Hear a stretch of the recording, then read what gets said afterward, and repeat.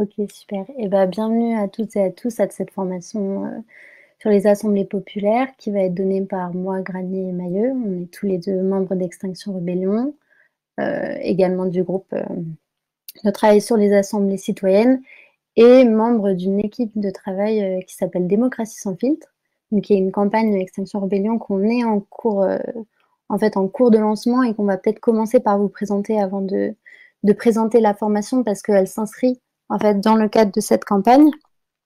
Donc pour le moment, on a commencé pour les personnes qui sont dans Extinction Rebellion, on a commencé à communiquer un peu sur la base, mais on va communiquer au fur et à mesure dessus. Et là, on est dans une partie justement de formation sur les assemblées populaires parce que cette campagne, en fait, elle a pour point de départ, en fait, un constat fait au sein d'Extinction Rebellion, au sein de la société d'un effondrement démocratique en France, donc qui part déjà du constat de notre quatrième revendication sur la demande d'assemblée citoyenne pour essayer de mettre en place une vraie transition écologique. Parce que, voilà, donc on parle d'un effondrement démocratique parce que les questions climatiques et écologiques ne sont pas adressées par nos politiques, mais ça va bien au-delà de ça. Donc, au-delà de l'écologie, mais aussi sur, je pense que vous avez plein d'autres exemples sur les questions sociales et récents avec la loi de sécurité globale. Donc, c'est ce constat qu'on fait au sein d'Extinction Rebellion et au sein et beaucoup plus loin, et qu'on aimerait essayer de proposer du coup en fait une campagne d'assemblée populaire qui est un format proposé par XR dont on aimerait que le plus de personnes possible puissent s'emparer et pour essayer de faire en sorte de permettre à n'importe quel citoyen, quel collectif de citoyens ou quel groupe local de s'auto-organiser, de se rencontrer et de prendre des décisions, de se mettre à niveau d'information et de se tourner vers l'action pour recréer en fait sa propre démocratie au niveau local et essayer voilà, de gagner en auto-organisation et en autonomie face à un pouvoir politique central en fait avec lesquels on n'arrive plus vraiment à dialoguer.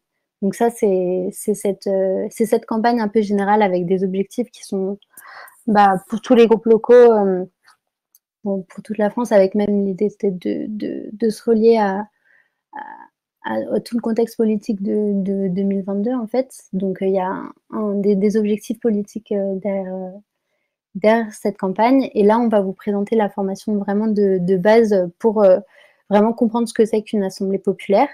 Et du coup, pour vous donner un peu nos intentions de cette formation plus précisément, donc tout simplement déjà que vous repartiez en sachant ce que c'est qu'une assemblée populaire, que vous puissiez voir aussi également comment elle se met en œuvre, comment est-ce qu'on peut la réaliser, l'organiser, et vous donner aussi l'occasion de peut-être justement vous engager vous-même, vous, votre collectif et votre groupe local dans une assemblée populaire, et éventuellement même de rejoindre notre groupe de travail et d'organisation de la campagne Démocratie sans filtre. Voilà. Et également, du coup, que vous sachiez que votre assemblée populaire que vous pouvez mettre en place, vous êtes bien sûr les bienvenus pour vous faire accompagner du coup par nous, puisqu'on me voit comme un groupe de soutien au service du coup de tous les collectifs et tous les groupes qui voudraient en lancer. Donc voilà, ça c'est pour un peu le contexte général et les intentions de cette formation. Donc peut-être Maillot, du coup, peut-être que là, à ce stade-là, vous avez peut-être des questions. Du coup, je te laisse Maillot poser le cadre de participation. Oui, alors une petite précision peut-être déjà sur notre un peu le plan de formation. Euh, on vous l'a pas détaillé parce qu'il est relativement simple. Il y a donc une première partie qui va correspondre un peu au premier objectif, qui est vraiment de vous partager qu'est-ce que le format même de réunion qu'est l'Assemblée populaire. On va vraiment faire un exposé là-dessus qui va être assez direct et sur lequel on vous invitera seulement à demander des clarifications. C'est-à-dire que si vraiment il y a un truc que vous n'avez pas compris, vous pouvez le demander. Dans une deuxième partie, on sera plus dans une interaction puisqu'on va essayer de voir, une fois qu'on a ce format un peu théorique qu'on vous a expliqué dans ces grands principes, comment il peut s'adapter à différents contextes, à vos différents objectifs, qu'ils soient personnels ou collectifs, pour voir un peu comment vous, ça vous parle, ce format, et voilà, comment il peut ouvrir des perspectives pour vous en tant qu'individu, en tant que, voilà, pour vos collectifs, vos mouvements, puisqu'il y a ce format, cette campagne d'Extinction Rébellion a vocation à promouvoir un format, un outil de réunion, l'Assemblée populaire, qui peut être partagé très largement pour toute notre démocratie. Et donc, on aura une seconde partie plus interactive et aussi plus outillée. On va aller voir un petit peu comment peut s'organiser une assemblée populaire en fonction des différents objectifs, différents contextes du public et aussi de la séquence globale en termes de période dans laquelle s'inscrit une assemblée. Voilà, on va un peu aller dans les détails concrets de l'assemblée après avoir vu une première partie plus théorique. Voilà pour l'intention. Et du coup, ce qu'on vous propose comme cadre de participation, alors là, on n'est pas très nombreux, donc ça peut rester gérable, mais on vous propose de participer majoritairement dans le chat autant que possible, à la fois parce qu'il y a des personnes des fois qui sont en écoute seule, et aussi pour que vous puissiez toutes et tous poser vos questions directement. Il y a des moments en plus, on va vous inviter à contribuer tous ensemble pour qu'il y ait vraiment des contributions qui se fassent. Donc là, le principe du tour de parole à l'oral serait moins pertinent. Donc on va vous inviter à profiter du côté synchrone en même temps du chat. Et si vous avez par contre, vous préférez poser votre question, votre contribution à l'oral, n'hésitez pas aussi. Ça reste tout à fait possible.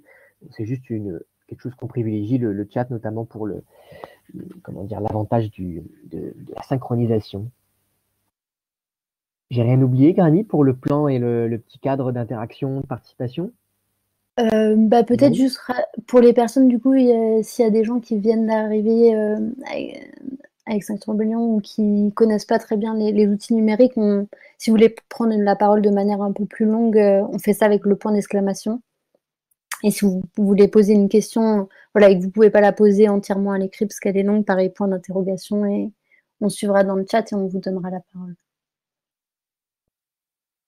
Mais sinon, ouais, c'est bon. Je te laisse continuer. Peut-être on peut laisser les gens se présenter. Oui, alors je remets dans le chat en effet un peu les signes habituels. C'est vrai qu'on finit par avoir l'habitude, mais c'est toujours bien de les demander. Voilà les 3 principaux signes qu'on peut avoir aujourd'hui. Donc ça va être pour prendre la parole, poser une question, et le C plus spécifique pour demander vraiment une clarification sur un problème de compréhension. Voilà, n'hésitez pas, il y a des personnes de différents collectifs ici aujourd'hui, donc on va essayer de rendre cette formation elle-même la plus inclusive possible. Et donc pareil, dans un peu la même politique que l'interaction dans le chat, on vous propose de vous présenter chacune dans le chat pour pas forcément faire tout un tour d'entrée de table comme ça peut se faire parfois, mais qu'on sache en même temps un peu d'où vous venez. Donc peut-être voilà votre prénom ou pseudo, de quel collectif vous venez, comment ça va, comment vous arrivez à cette réunion, si vous avez des attentes particulières. Et vous pouvez aussi nous signaler votre moyen de contact si vous voulez un mail de retour ou un message de retour sur cette formation. Donc il y a pas mal de personnes d'Extinction Rebellion, on pourra vous retrouver par vos pseudos. Mais s'il y a des personnes extérieures ou qui veulent recevoir ce retour par mail, n'hésitez pas à le préciser dans le chat. Donc on peut se laisser 1 ou 2 minutes là pour recevoir un peu vos présentations personnelles. Et voilà, on vous lira. Ouais. Si vous pouvez préciser aussi d'où vous venez aussi géographiquement pour savoir un peu d'où en France vous êtes. Exact. Dans Extinction Rebellion, il y a des groupes locaux, mais c'est pas forcément le cas pour tout le monde.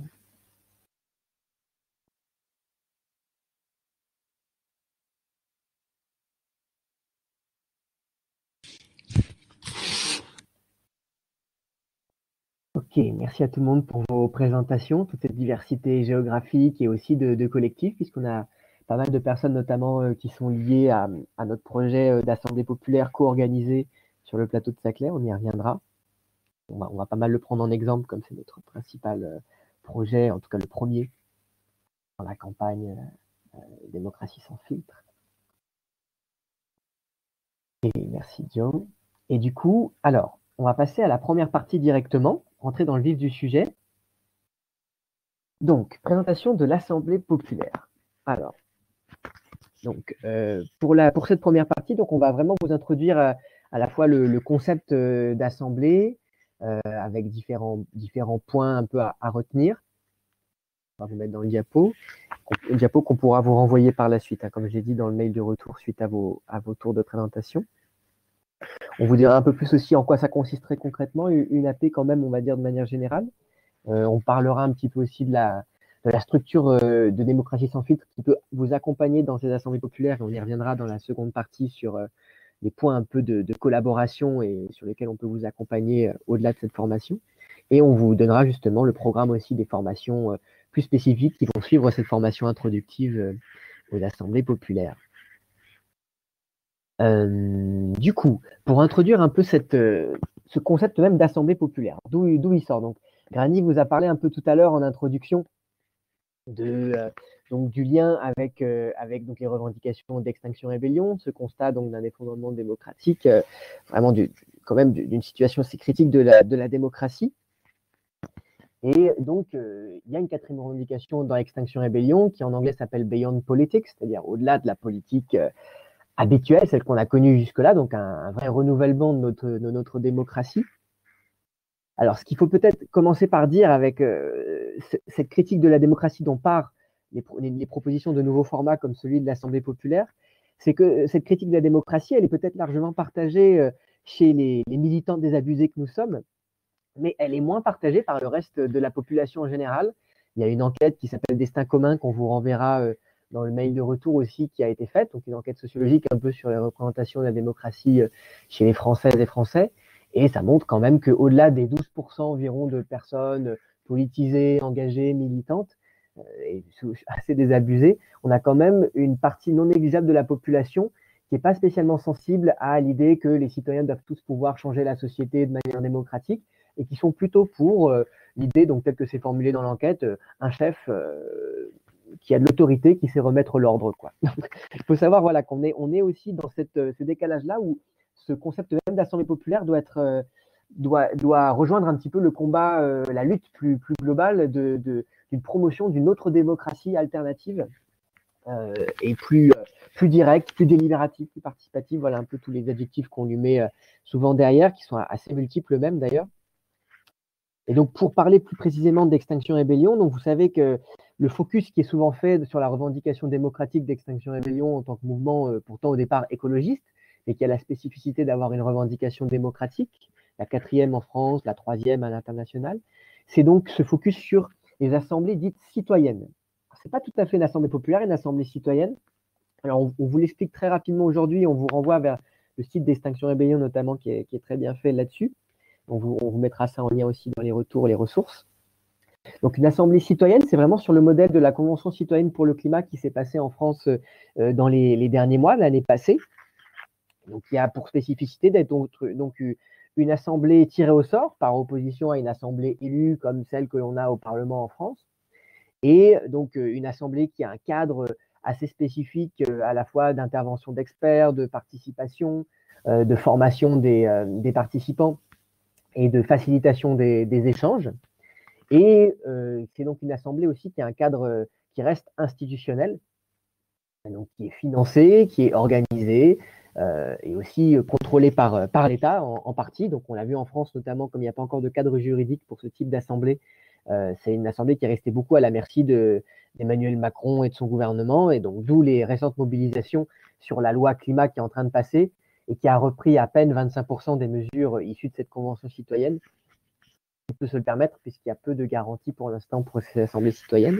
Et c'est là où on en vient justement à un autre type d'assemblée qui viendrait compléter l'assemblée citoyenne, c'est ce type de l'assemblée populaire, avec donc cette idée voilà, d'arriver à promouvoir des formats d'assemblée plus démocratiques, plus inclusifs, et aussi qui mènent à l'action, plus créatifs dans ces actions-là. Et donc c'est là où il y aurait une complémentarité, où les assemblées populaires pourraient venir soutenir les revendications des assemblées citoyennes. Il y a vraiment une articulation qui est à faire, et aussi avec cette idée que la Convention citoyenne pour le climat était à une échelle nationale, relativement isolée du reste de la société, même si elle a trouvé un soutien dans le monde militant, et que justement pour dépasser, vous rappeler cette frange sociale des militants, il faut aller au contact de la population au local, et donc c'est aussi cet idéal de décentralisation de la politique que promeut Extinction Rébellion avec d'autres organisations, et donc les assemblées populaires sont aussi un moyen de cette décentralisation-là.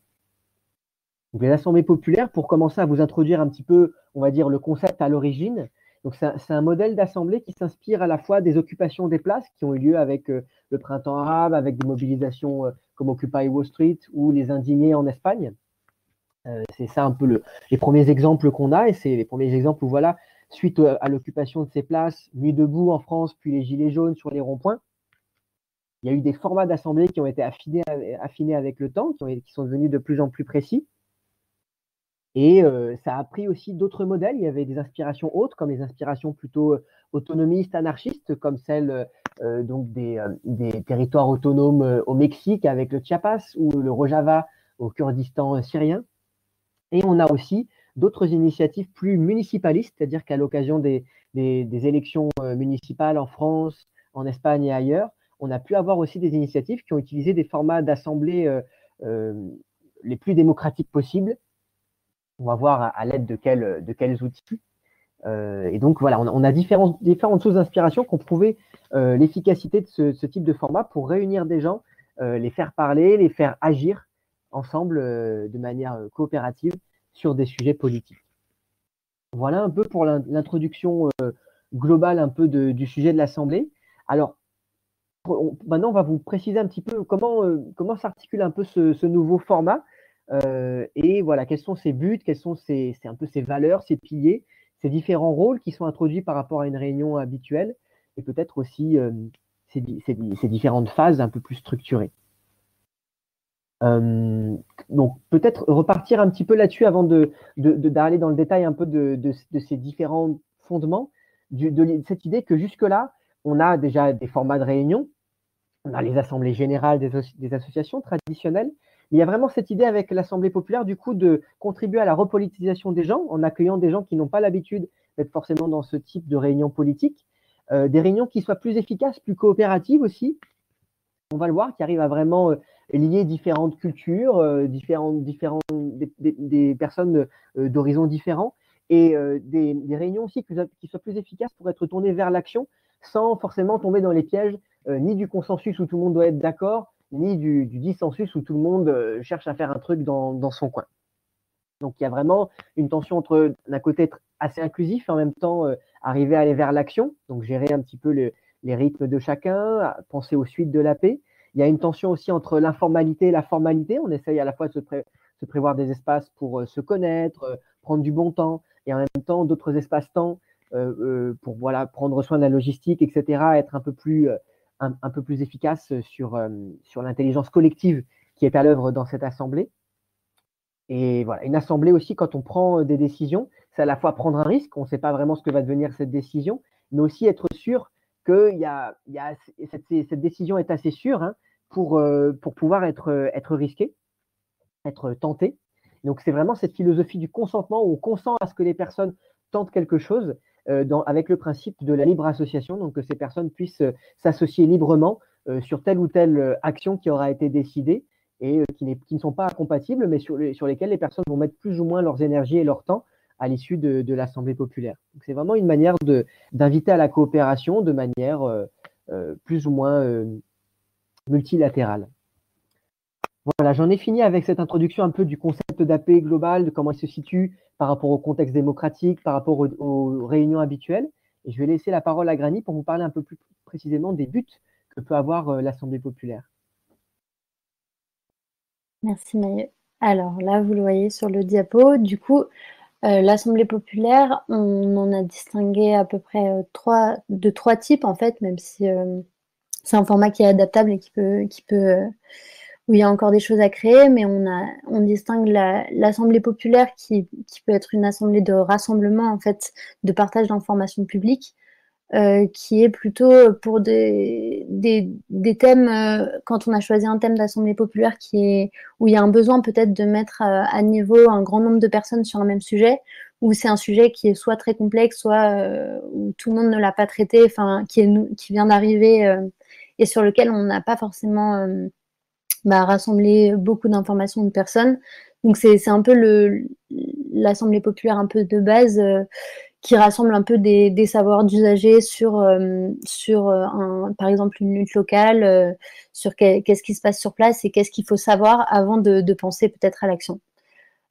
Ensuite, on a l'Assemblée populaire de stratégie, donc là qui est plutôt pensée pour une assemblée qui permet d'analyser une séquence passée peut-être d'action ou de réflexion ou de sensibilisation qui a été menée sur un thème ou sur un sujet, et du coup de faire un peu le bilan de ce qui a déjà été fait lorsqu'il y a déjà un peu de travail en amont qui a été préparé et qu'on veut peut-être voir, bon, qu'est-ce qu'on fait à partir de ce qui a été fait pour justement toujours dans cette idée d'être peut-être plus efficace, plus démocratique et de déboucher sur plus de conséquences et d'actions. Et enfin, on a l'Assemblée populaire vraiment d'action, où là, il y a eu où là, on est peut-être vraiment directement dans l'opérationnel, plus pour coordonner les initiatives entre les personnes, les collectifs et les organisations qui veulent voir quelles actions on fait très concrètement à partir de cette thématique sur lequel on a déjà planché, et et même de l'opérationnel sur telle action précisément, qu'est-ce qu'on fait et quels sont nos besoins. Donc voilà pour les trois différents buts que peut avoir l'Assemblée populaire, donc les trois différents types globalement qu'on a. Du coup, Maïeux, je te laisse la parole pour la suite, les trois piliers de l'Assemblée populaire. Oui, merci Granny. Alors là, vous allez commencer à retrouver des choses qui font boucle par rapport à ce qu'on vous a dit de l'intention de l'Assemblée populaire, par rapport à la démocratie et à comment on veut aussi réinclure les gens dans cette démocratie.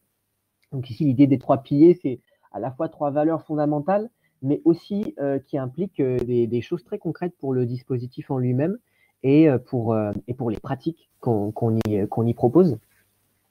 Donc, il y a d'abord cette notion d'inclusivité ou d'inclusion radicale. Donc ça, c'est l'idée qu'une assemblée populaire, contrairement par exemple à une assemblée élue ou une assemblée tirée au sort, une assemblée populaire va pouvoir être ouverte à toutes et à tous, vraiment à toutes les personnes. Et l'idée de radicalité là-dedans, donc c'est bien que c'est ouvert à tous, et en même temps que si on cherche à ce que ça soit inclusif, il faut qu'on ait posé un cadre pour qu'on ne puisse pas non plus, qu'il n'y ait pas non plus de débordement ou d'excès qui puisse, comment dire, rendre cette réunion moins inclusive pour d'autres parce que certains y participeraient. Et donc la phrase qu'on dit souvent pour résumer un peu ce principe d'inclusion radicale, c'est nous accueillons toutes les personnes, mais pas tous les comportements. Donc ça va être des choses souvent en termes de cadre, hein, de sécurité, de cadre, on va dire de bienveillance qui peuvent paraître assez évidentes, mais ça peut aller vers des choses parfois qui culturellement peuvent devenir assez variées. Ça veut dire que si par exemple vous pouvez avoir, sans le faire exprès, un propos sexiste, raciste ou classiste par exemple, hein, pour reprendre un peu les grandes catégories qui peuvent des fois enfermer les gens dans des cases, on va veiller à ce que vous soyez conscient que vous avez entamer un petit peu l'inclusivité de la réunion. Il y aura un processus de médiation pour être sûr que voilà que c'est pas fait exprès. Et si c'est fait exprès, par contre, il va y avoir un vrai problème qui va être posé à nouveau avec un processus de médiation, voire d'exclusion, si c'est nécessaire pour protéger le reste des participants de l'Assemblée. Voilà, ça c'est en cas vraiment extrême. Et voilà, il y a ce principe très généreux au départ d'inclusivité, d'inclusion radicale. On accueille vraiment tout le monde et on va voir qu'après, il faut se donner les moyens de cette inclusion en termes de mobilisation avant la paix. Mais c'est vraiment un principe de base qui est aussi spécifique à l'Assemblée populaire par rapport à des réunions qui soient en association ou dans des collectifs restreints ou cooptés.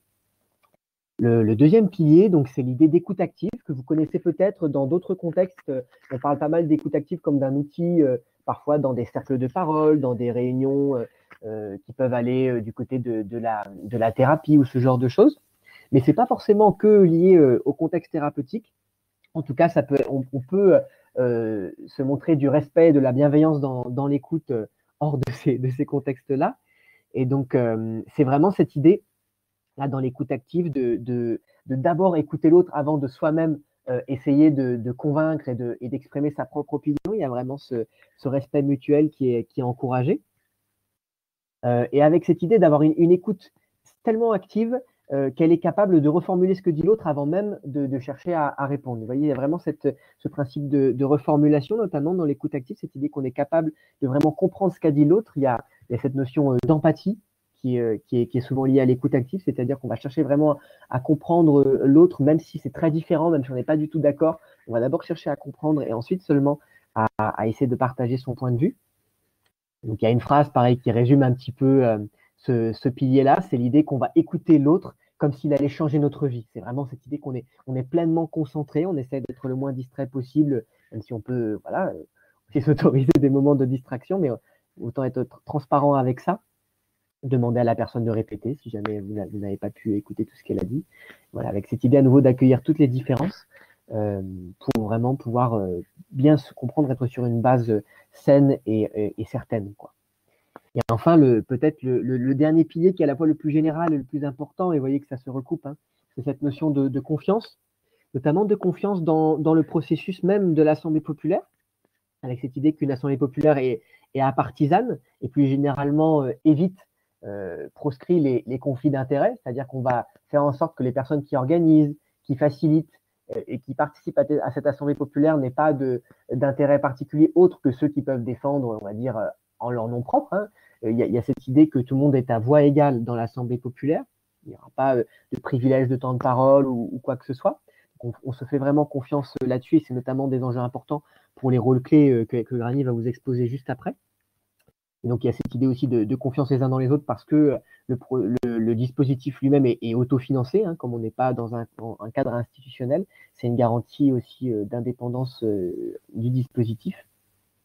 Et plus généralement, il y a cette notion de confiance, c'est-à-dire qu'on va a priori faire confiance à chacun et voilà, on posera des problèmes de médiation ou en tout cas de dialogue entre des personnes s'il y a un problème d'inclusivité ou d'écoute. Mais voilà, le principe de base reste la confiance jusqu'au moment où on doit décider des actions qu'on va faire. Il y a vraiment cette philosophie du consentement, comme je vous le disais, qui est là. On fait confiance à la personne si elle doit aller faire une action de son côté, du moment qu'on n'y voit pas de danger particulier pour le collectif. Voilà pour les 3 piliers. Et je passe la main à Granny pour vous préciser un peu quels rôles vont pouvoir s'assurer que ces piliers sont mis en pratique. Merci. Alors du coup, parmi les rôles du coup pour mettre en place et encadrer une assemblée populaire, ils sont tous nécessaires et extrêmement importants. Les 3 qu'on a vus comme clés, c'est celui de la facilitation, de la prise de notes et du timing. Celui qui est vraiment pilier et central, c'est la facilitation. Parce que la personne qui facilite, c'est celle qui va, dont le rôle va peut-être le plus influencer l'issue de l'Assemblée populaire, parce que c'est celle qui va poser le cadre, c'est celle qui va poser les piliers d'inclusivité, de confiance, etc. au début de l'Assemblée. Et c'est celle qui va veiller à la répartition de la parole et qui va... En fait, en amont, il y a énormément de travail de préparation du déroulé de l'Assemblée qui va penser le format et qui va faire se dérouler le format. Donc, qui va garantir que le cadre est respecté, que la parole est répartie de manière équitable, voire même essayer de favoriser enfin, même pas voire même, mais favoriser la prise de parole de personnes qui, justement, de femmes, de minorités, de personnes qui ont peut-être, justement, moins tendance à la prendre, notamment peut-être laisser des temps longs pour être sûr de laisser que les gens prennent la parole. Et du coup, c'est vraiment la personne qui pose le cadre et mais qui en même temps est dans une posture de se mettre au service de l'Assemblée. C'est vraiment une personne qui doit être d'une neutralité totale et qui doit être dans une posture d'être au service du groupe, de l'Assemblée présente. Et qui doit être capable également de revoir son format en fonction des besoins qui sont exprimés au fur et à mesure par le groupe, tout en restant bien sûr dans l'inclusivité. Donc c'est ça qui est vraiment fondamental. Alors pour te répondre, Kaori, on va pas distribuer de petits livrets, mais on va vous envoyer le PowerPoint en PDF. Il y a le guide des assemblées populaires. Ouais, je te laisse répondre, Maïo, à l'écrit. Et du coup, je continue l'autre rôle, celui de la prise de notes, donc du scribe, de la scribe secrétaire pour voilà, garder tous les échanges. Donc ça, c'est fondamental pour pouvoir retravailler dessus, publier, pour qu'il y ait en toute transparence et pour pouvoir avancer. Garantir le timing, parce que c'est très important, parce qu'il y a c'est très dense, une assemblée populaire, il y a beaucoup de choses pour faire en sorte que tout le monde puisse s'exprimer. Forcément, c'est très dense et le timing est important. Et bien sûr, il y a plein d'autres rôles comme ceux en petit groupe, il y a des personnes qui vont être les rapporteurs quand on va revenir en plénière, qui vont représenter leur groupe et restituer les propositions qui ont été choisies ensemble. et tous les aspects de logistique, d'organisation, comme pour n'importe quelle action, d'organisation de l'assemblée, peut-être de choisir des intervenants, etc., de penser au lieu, à la sonorisation, etc., même éventuellement des rôles de médiateur ou de médiatrice pour encadrer l'assemblée populaire, garantir du calme autour, expliquer aux gens autour ce qui se passe. Voilà, il y a plein de rôles comme ça qui peuvent être nécessaires et qui sont autour de l'Assemblée. Mais il y a ces 3 rôles piliers qui sont vraiment au cœur de l'Assemblée populaire. Donc ça, pour les rôles, on est bon. Je te redonne la parole, Maïeux, pour présenter les phases de l'Assemblée populaire. Ouais, je prends un peu acte de la demande de Kaori. Si jamais on va un peu trop vite, qu'il y a d'autres choses, n'hésitez pas vraiment à nous demander aussi de ralentir. Ça peut faire partie aussi des retours que vous pouvez faire dans le chat ou ailleurs. On est conscient qu'on vous donne un peu tout d'un coup là, et l'idée après, c'est on va repasser sur tout ça, hein, sur ces notions dans la phase plus après d'adaptation à chaque contexte. Alors plus ou moins sur certaines notions, mais là vous avez vraiment le format de base qu'on vous exprime. Et donc il y a en effet ce dernier triptyque de phase, c'est vraiment ce qui vous permet de voir pour tout assembler un peu le déroulé qui peut être vraiment adapté de manière beaucoup plus précise, hein, mais ça donne à la fois aussi à chaque fois des intentions. Vous voyez qu'on retrouve la notion de cadre qui était là à la fois dans les piliers, dans la notion de facilitation aussi. Et donc, ce qui va être intéressant avec l'Assemblée populaire, comme pour les assemblées citoyennes d'ailleurs, c'est qu'on va d'abord privilégier de l'apprentissage. C'est-à-dire qu'il y a une première phase qui est vraiment cette idée, c'est un peu l'équivalent des fois de ce qu'on fait dans certaines réunions, c'est qu'on fait toujours une première phase où on ne discute pas et on échange juste les dernières nouvelles, les dernières infos, un peu ce côté mise à niveau. Et donc là, l'apprentissage, c'est un peu la même chose. On va poser un cadre. Si le sujet n'est pas encore décidé, on va se choisir un sujet ensemble. Et s'il y a besoin, on va apprendre des choses sur ces sujets pour bien être informé et savoir de quel sujet il est pertinent de parler ensemble. Donc voilà, on a cette première phase qui nous amène à avoir un premier stock d'informations qui nous est donné sur un sujet, qui peut être donné soit par des partages avec les personnes présentes, juste avec ce qu'elles savent sur ces sujets, comme des témoignages, des choses qui peuvent être à la fois personnelles, mais aussi intellectuelles. Et on peut avoir des vrais exposés scientifiques aussi par des intervenants, ce qui est tout à fait possible.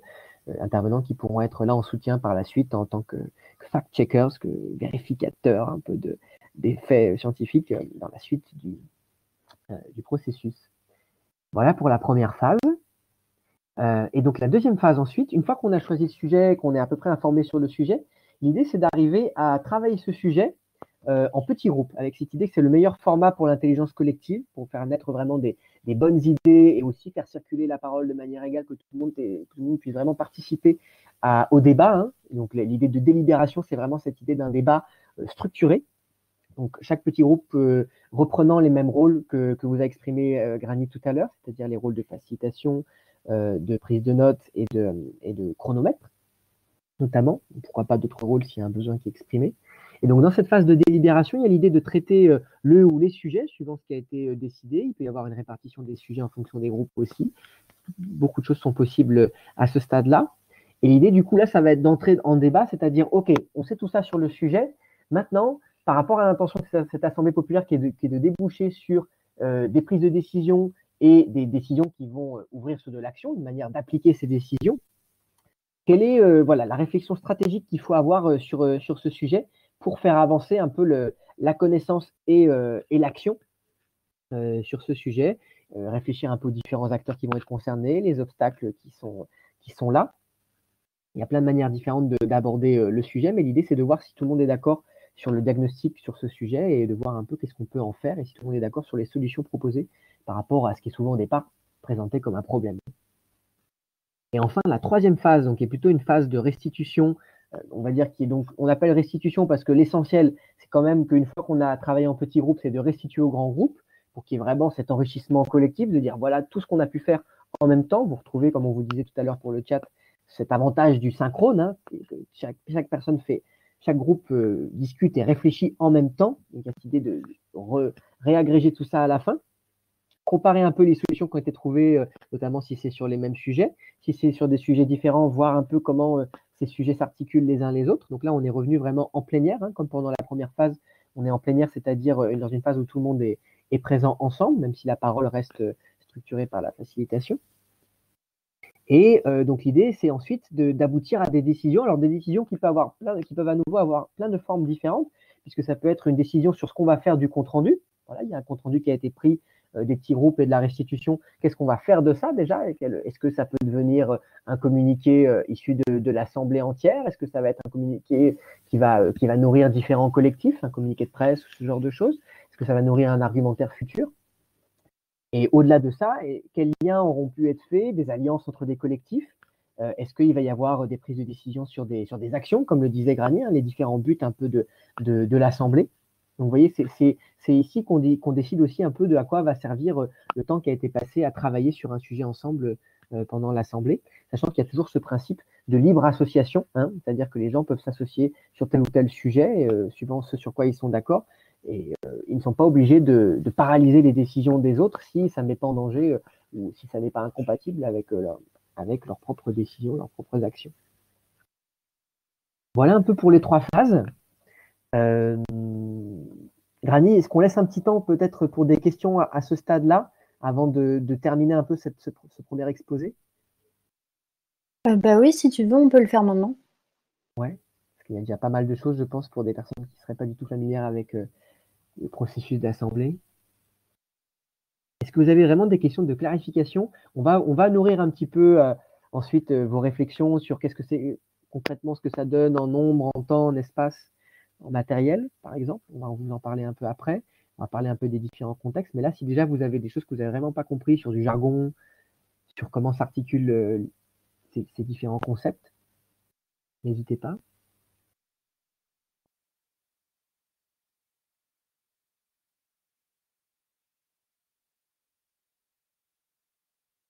Vas-y, Togoué. Togoué. À l'écrit ou à l'oral, comme tu veux, ouais. Si ça vous prend trop de temps ou que vous préférez à l'oral, n'hésitez pas. Là, ça va, Togoué, il n'y a pas trop de bousculade. Ok, c'était en fait pour le rôle de facilitation. Comme il existe plusieurs modes en fait de type de facilitation, là on est dans le cas en effet où on a un facilitateur qui est vraiment au service du groupe et qui ne prend pas part aux échanges, au débat. Il est vraiment là essentiellement pour la facilitation. C'est donc une question de clarification.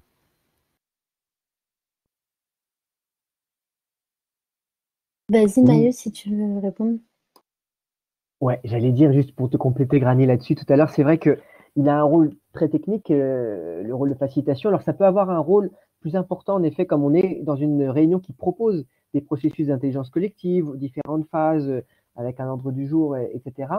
C'est vrai que la facilitation a un rôle vraiment prépondérant, et c'est un rôle qui, en effet, est vraiment au service du groupe, c'est-à-dire qu'on va être vraiment.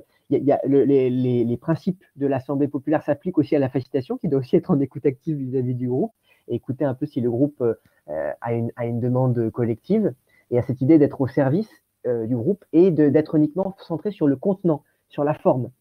Donc, c'est cette idée de proposer au groupe quelque chose qui va pouvoir répondre à ses attentes. Si le groupe s'est donné un objectif de traiter de tel sujet, la facilitation va proposer des manières de traiter ce sujet, mais ne va pas apporter de contenu sur ce sujet en lui-même. Jean-Marc. Est-ce que ça répond, Toboué? Donc on est bien sur cette école-là de facilitation. C'est vrai qu'il peut y avoir plusieurs écoles de facilitation, même s'il y a souvent ce principe de neutralité qui est commun à la facilitation et à la médiation. Voilà, tout dialogue un peu structuré entre des personnes par une tierce personne.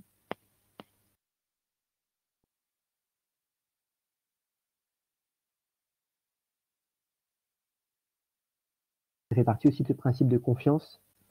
Avoir confiance en la facilitation là-dessus et aussi faire en sorte que la facilitation mérite cette confiance, reste indépendante, etc., impartiale. D'autres questions?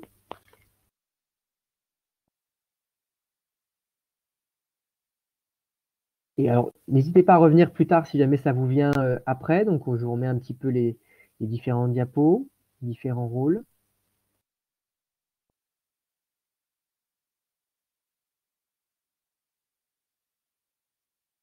Et on va en venir, du coup, un peu à comment vous pouvez vous projeter concrètement dans une assemblée populaire, aussi un peu quel est quel est le format plus concret de l'Assemblée? Il n'y a pas d'autres questions et on approfondira, on pourra y revenir ensuite. Du coup, Grani, est-ce que tu veux commencer en parlant un petit peu en termes de chiffres, de nombre de personnes notamment, qu'est-ce que ça donne une assemblée? Ouais, merci. Alors oui, concernant du coup ces paramètres un peu plus concrets sur l'Assemblée populaire, concernant le nombre, il y a donc tout ce qu'on va vous donner là sur ces paramètres, c'est indicatif, donc il n'y a pas forcément de réponse type. Et l'idée, c'est que l'Assemblée populaire, elle s'adapte à votre besoin de votre groupe et en fonction du contexte. Mais en gros, pour le nombre, ce qui est peut-être le plus important, il me semble, c'est plus pour les petits groupes, pour la partie, deuxième temps de l'Assemblée populaire où on est en petits groupes pour délibérer, qui est finalement une des parties quand même assez clés, où là, c'est bien d'être à la fois ni trop nombreux pour que les gens aient assez le temps de s'exprimer, ni trop peu nombreux pour qu'il y ait quand même une vraie dynamique de débat et que on parte pas en fait, que finalement il y a tellement peu de personnes que les décisions soient orientées trop dans une seule direction différente, quoi. Donc entre 5-6, minimum 5-6 personnes et 12 à 15 personnes, c'est bien en termes de petits groupes pour créer une bonne dynamique d'échange. Mais encore c'est indicatif. Et après pour le total de l'Assemblée populaire, la partie vraiment en plénière, là ça peut aller 50, 100 personnes, ça peut être beaucoup moins. C'est-à-dire que si on se dit que c'est minimum en petit groupe 5-6 personnes, même 15 personnes au total pour l'Assemblée populaire, ça peut être un minimum, mais c'est vrai que c'est toujours mieux une plus grosse dynamique. Et après, on a vu des exemples d'assemblées qui ont pu aller jusqu'à 1000. Ça dépend aussi du nombre de personnes pour faciliter, parce qu'à partir du moment où vous avez beaucoup de personnes, il va falloir plus d'une personne qui facilite. Mais c'est vrai qu'au-delà, plus on est nombreux, plus c'est très difficile à gérer. Il va falloir des personnes expérimentées. Et plus de 100 personnes, ça paraît très, très difficilement gérable. Mais voilà. Donc ça, c'est pour les indications. Je te laisse la parole pour la durée, Maïeux. Oui, rapidement là-dessus, sur la durée aussi, c'est un format de réunion qui peut être relativement standard, hein, c'est-à-dire qu'on peut le faire sur une demi-journée. Il est quand même assez exigeant, vu les 3 phases, et il y a cette idée de prendre le temps de s'informer, comme on l'a dit, puis de débattre, et il y a seulement à la fin de commencer à prendre des décisions. Donc il y a vraiment cette idée de prendre du temps, et donc 2 heures paraît un minimum d'après notre expérience et les retours d'expérience qu'il y a eu ailleurs aussi. 3 heures paraît plus juste par rapport aux 3 phases, et 4 heures, c'est plus exigeant pour les personnes, mais ça peut être aussi, suivant le sujet aussi du jour, intéressant. Alors, quand on parle de cette échelle de durée-là, il peut y avoir des pauses, des moments un peu de détente, il peut y avoir un repas avant, après, voilà. Il peut y avoir toute un format qui est pensé aussi dans sa convivialité. On peut avoir une vraie journée, un dimanche, assemblée populaire pour, voilà, c'est un autre engagement. Ça dépend aussi du public que vous visez. On y reviendra dans la seconde partie. Et ce qu'il faut comprendre aussi, c'est qu'il n'y a pas que le pendant de la paix, mais la dimension temporelle de la paix, c'est aussi combien de fois vous voulez la refaire. Est-ce que ça va être une AP ponctuelle, juste pour faire un événement à un endroit à un moment, ce qui peut être utile, par exemple, pour une action de désobéissance civile très ponctuelle. Il peut y avoir, même lors d'une action de désobéissance ou pas d'ailleurs, quel que soit l'endroit, une occupation, un endroit où on stationne, ça peut être une place occupée quotidiennement, où il va y avoir des assemblées quotidiennes. Ça peut être hebdomadaire si on est sur de la lutte locale, où il faut chaque semaine faire le point un peu sur, par exemple à Barcelone, il y avait la lutte contre l'expulsion des logements des précaires. Il y avait chaque semaine un point un peu sur les logements qui étaient menacés. Et puis ça peut devenir mensuel si on est plus sur un rythme d'interorga, c'est-à-dire les organisations qui veulent juste régulièrement coopérer, prendre des nouvelles les unes des autres, comme ça a pu être fait notamment sur le plateau de Saclay avec les assemblées écologiques et sociales. Voilà, il y a différentes fréquences possibles. Et là, ça va commencer. Vous voyez, dès qu'on entre dans le concret, il faut vraiment à chaque fois adapter l'assemblée à différents contextes. On y reviendra. Granit, tu veux compléter un peu sur les différents espaces possibles? Oui, en termes d'espace, on pense, pour l'Assemblée populaire, on pense à l'inclusivité, donc à des espaces qui soient accessibles, qui soient centraux dans une ville ou dans un village, qui soient peut-être passants aussi, les plus accessibles au sens de là où les gens vont avoir l'idée d'aller pour essayer de rassembler du monde, par exemple, qui n'avait pas forcément prévu de venir à l'assemblée, juste des passants qui viennent en plein air, dans des parcs, dans des théâtres, dans des amphis, dans des salles associatives. Il y a plein de formats qui sont possibles selon que justement à quel point vous voulez être inclusif, quelles sont les conditions météo, etc. Mais aussi voilà, des lieux qui sont pas trop, qui sont plutôt connus pour essayer d'attirer le plus de monde possible. Et en ce moment, avec la pandémie, vu que c'est vraiment compliqué, il y a aussi la possibilité de faire une assemblée populaire en distanciel. A priori, sur inscription pour essayer de gérer quand même, parce que c'est tout de suite beaucoup plus compliqué et beaucoup plus difficile. Mais en même temps, il y a une dimension d'inclusivité aussi là-dedans, de jouer sur le distanciel pour vraiment pouvoir prendre le plus de personnes possible, avec quand même le biais qu'on contacte toujours nos propres réseaux quand on fait, comme ici pour cette formation, quand on l'a fait en distanciel. Mais voilà pour les espaces possibles auxquels on a pensé. Je te laisse continuer sur le matériel, Maïeux. Ouais, après, très rapidement, mais là, c'est pour rappeler aussi un peu, ancrer l'Assemblée populaire un peu dans des choses très concrètes.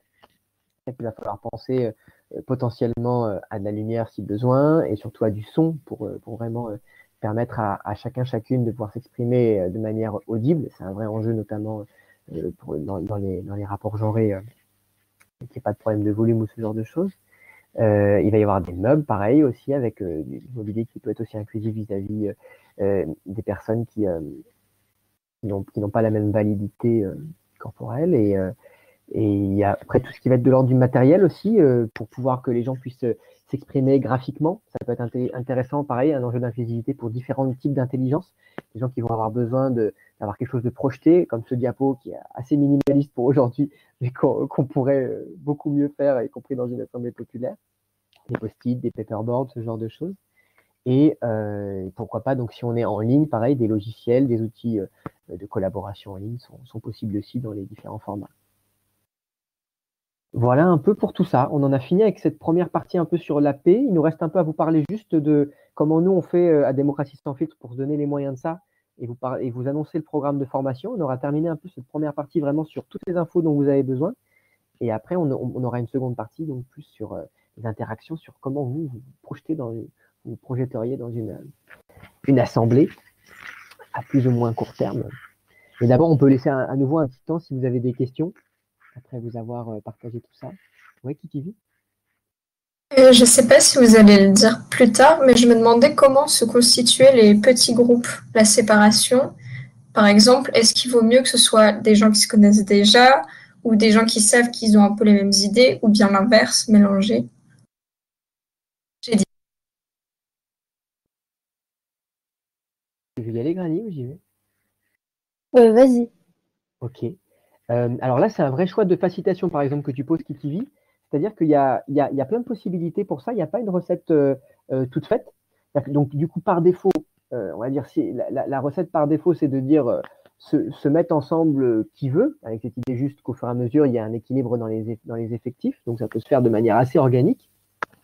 Après, il peut y avoir des choses, par exemple, s'il y a plusieurs sujets en présence, on peut faire ce qu'on appelle un débat mouvant. On va demander aux gens de se positionner un peu sur ces sujets et voir en fonction de leur positionnement sur le sujet si on souhaite avoir des groupes qui représentent des opinions particulières ou si on souhaite au contraire avoir des groupes très diversifiés en termes d'opinions. Et on peut en effet aussi faire en fonction soit des profils sociologiques des gens ou alors en fonction de leurs origines de différents collectifs, si on est dans une assemblée plutôt constituée de collectifs déjà militants. Il y a plein de critères possibles qui sont possibles là-dessus en fonction des objectifs de l'Assemblée et de sa composition de départ. Ouais. Et on va y revenir par rapport à la pensée des publics en seconde partie. Donc, l'idée de base, c'est d'être en petits groupes. Donc, quelle que soit la composition de ces petits groupes, s'il y a un rôle pour faciliter et qui sont dans un nombre relativement petit pour être à l'aise, il y a cette idée qu'il y a déjà un format propice à l'intelligence collective. Est-ce que ça répond, Kiki? Oui et non, puisque la réponse est ça dépend.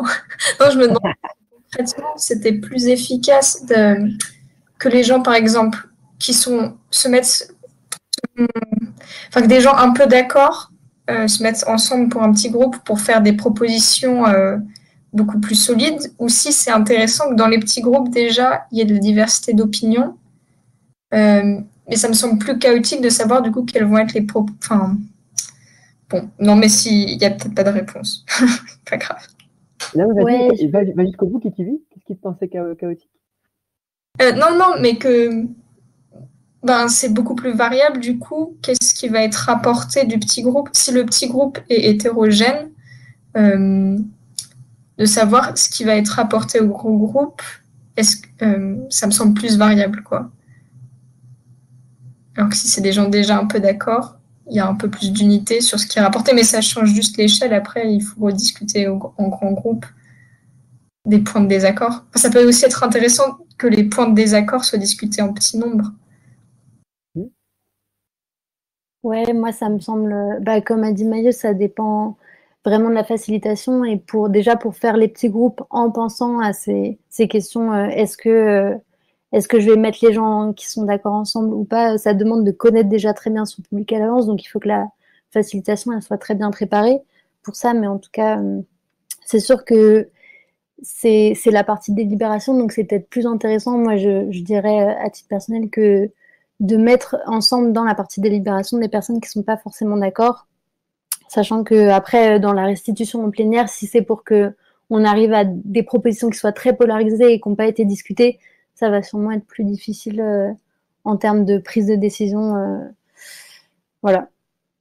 Mais encore une fois, du coup, tout dépend. Il y a vraiment aussi des besoins d'anticipation, de bien connaître son public qui sont difficiles à, ouais, à anticiper. Mais on les verra. En plus, on va peut-être développer un peu là-dessus dans la deuxième partie.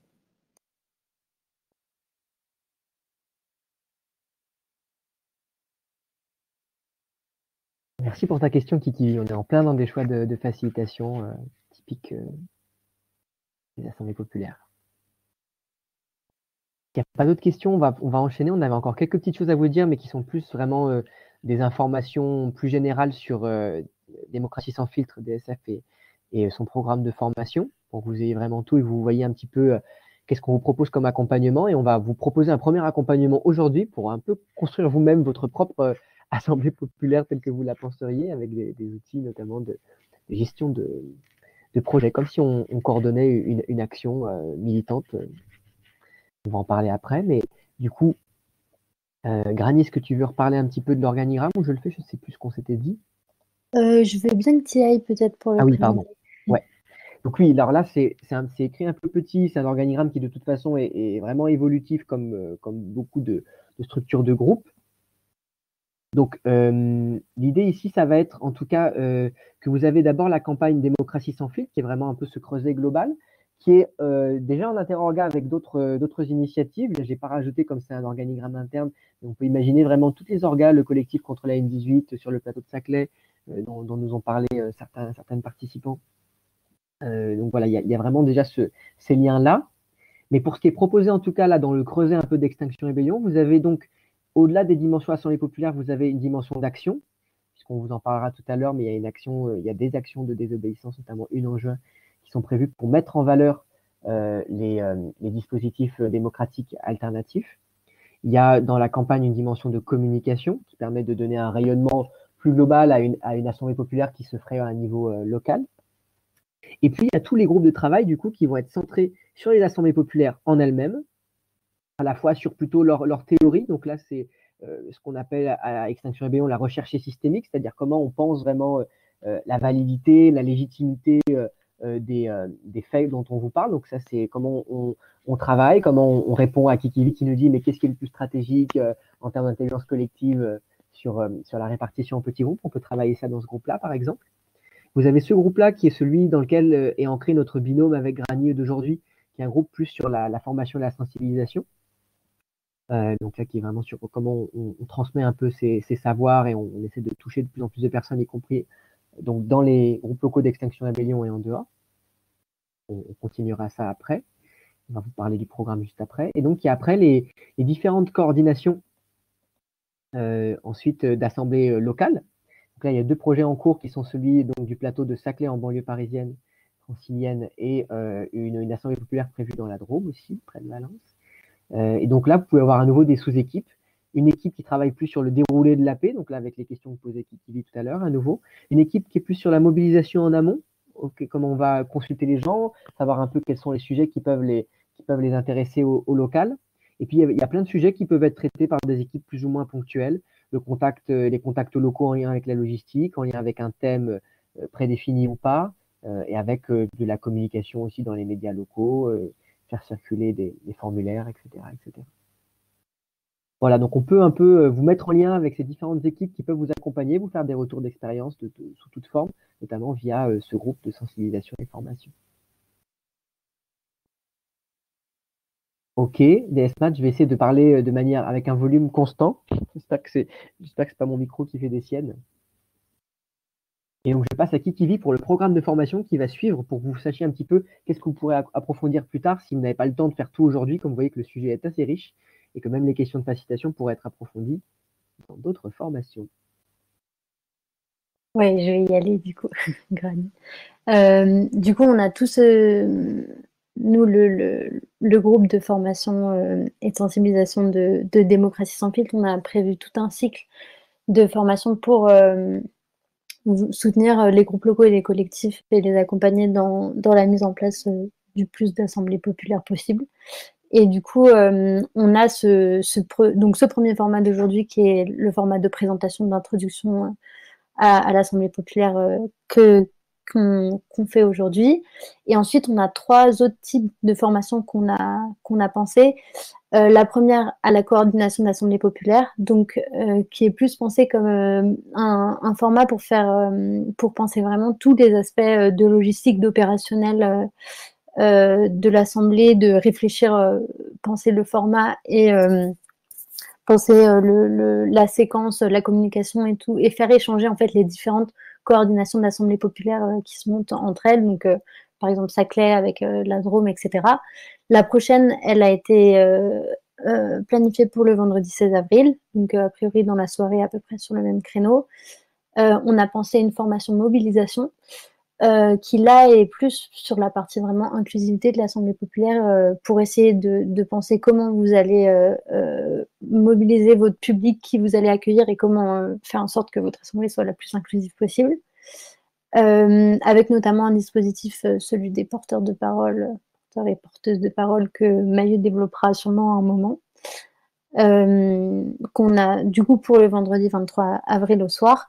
Et enfin une formation facilitation, donc qui est vraiment prévue pour les personnes qui vont vouloir être facilitateurs, facilitatrices le jour J de l'Assemblée populaire et qui vont préparer le format, penser qui vont en fait gérer le cadre et le déroulé de l'Assemblée pendant l'Assemblée, peut-être proposer des exercices de réflexion et de délibération pendant l'Assemblée, etc.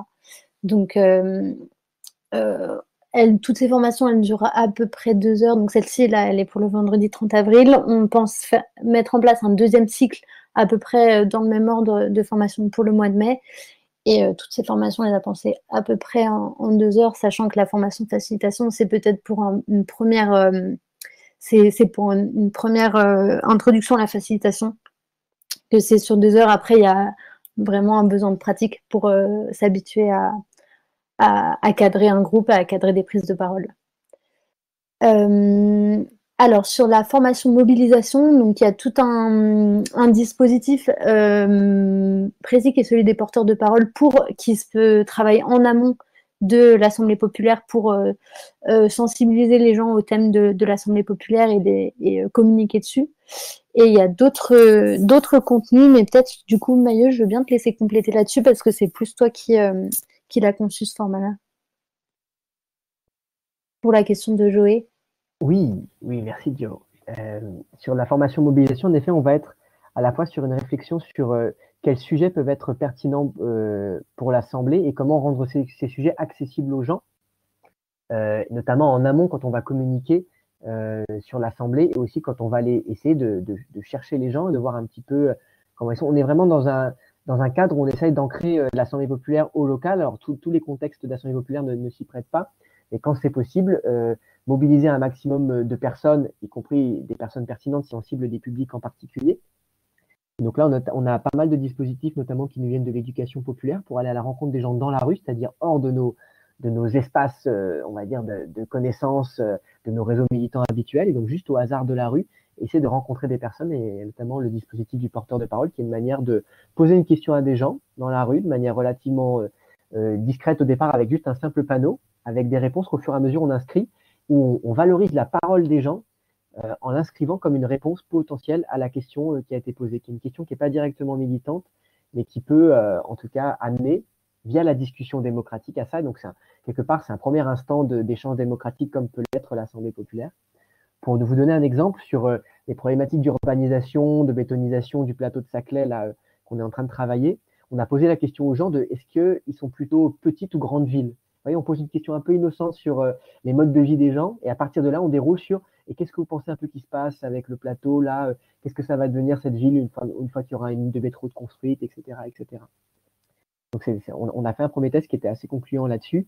Et donc on peut utiliser ce dispositif très terrain aussi pour des formulaires, des questionnaires, pour nourrir la communication de l'Assemblée et pour rendre le sujet accessible aussi le jour J à différentes personnes. C'est plus clair pour les contenus, Joe? Super. Ok. On vous transmettra tout ça en lien à la fin. Là, on ne vous balance pas tout pour ne pas vous assommer en cours de route, puisque vous l'êtes déjà peut-être, mais on vous fera vraiment un mail de retour pour toutes les personnes qui le souhaitent.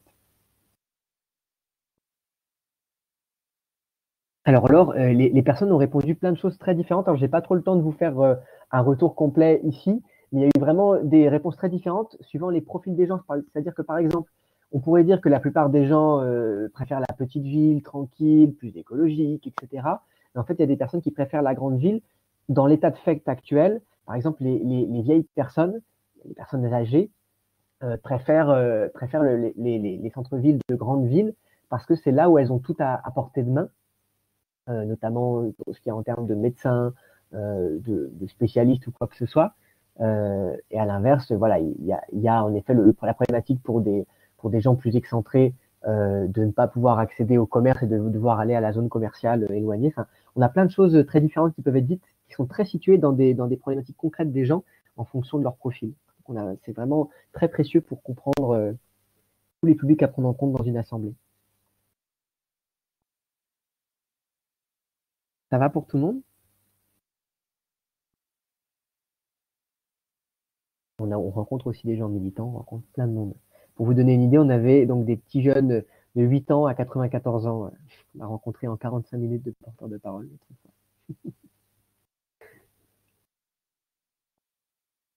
C'est une belle manière de goûter, de donner un avant-goût de l'Assemblée populaire et aussi de faire parler l'Assemblée populaire, puisque on peut dire aux gens que la suite du porteur de parole, s'ils ont envie d'en savoir plus, d'en discuter plus et d'agir plus, c'est le débouché démocratique des gens qui ont besoin d'agir. Ça peut être l'Assemblée populaire, qui est elle-même un catalyseur vers l'action.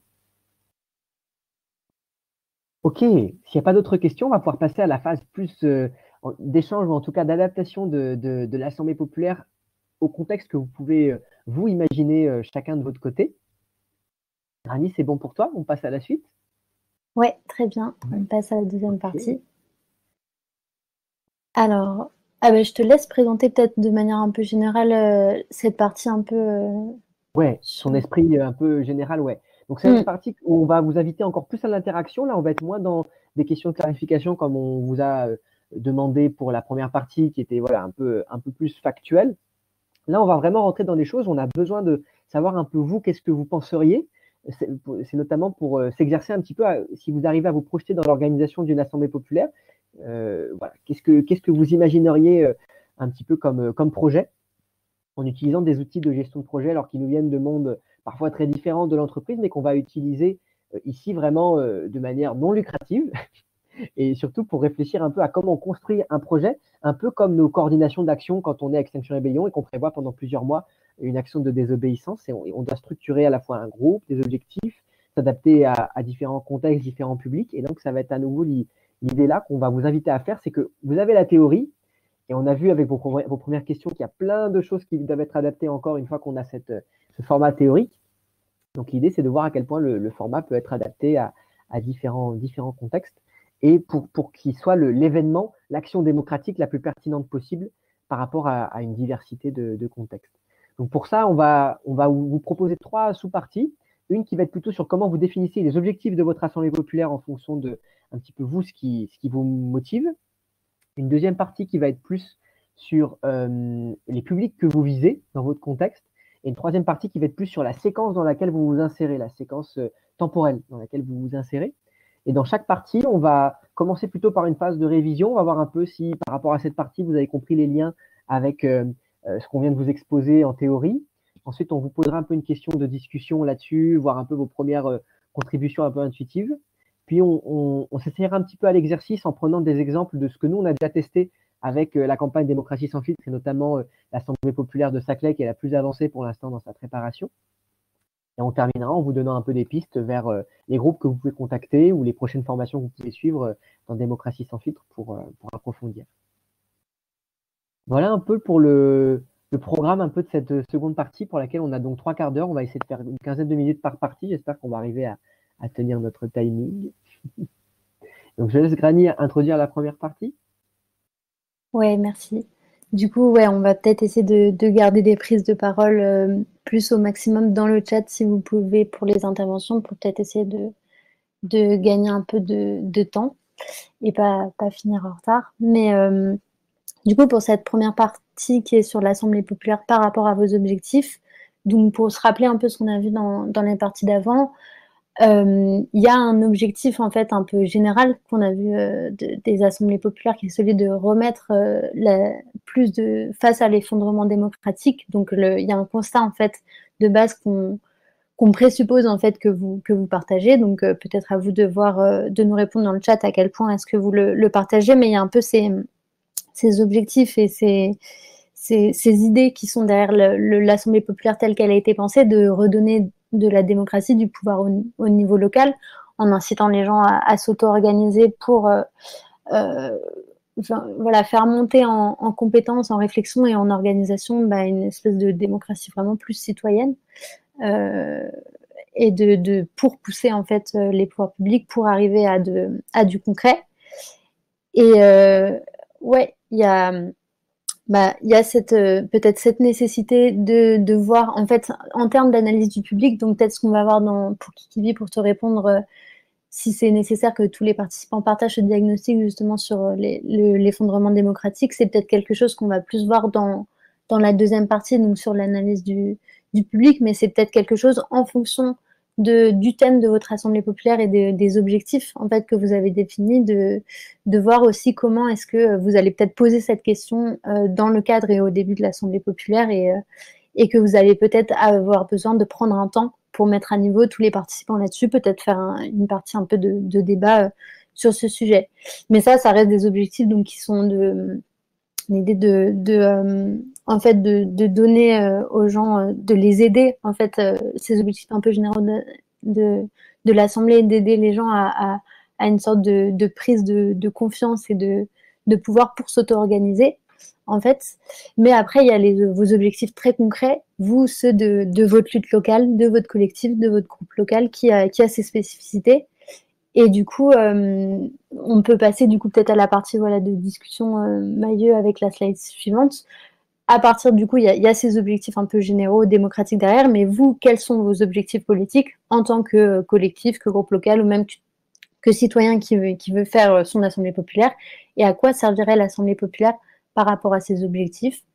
Donc je vous laisse peut-être interagir dans le chat et à partir de ces objectifs, c'est là où on va définir un thème un peu précis, voir si et c'est là où on va voir aussi le type d'assemblée populaire qu'on a vu un peu au début, en fonction de à quel point vos objectifs ils sont déjà clairs, ils sont déjà définis au sein de votre collectif, ou est-ce qu'il y a des divergences, on va plus partir sur une première assemblée un peu de rassemblement un peu général, de mise à niveau d'informations, ou s'il y a déjà eu des actions passées sur un sujet à une assemblée qui analyse un peu la séquence des actions passées, ou vraiment une assemblée d'actions directement.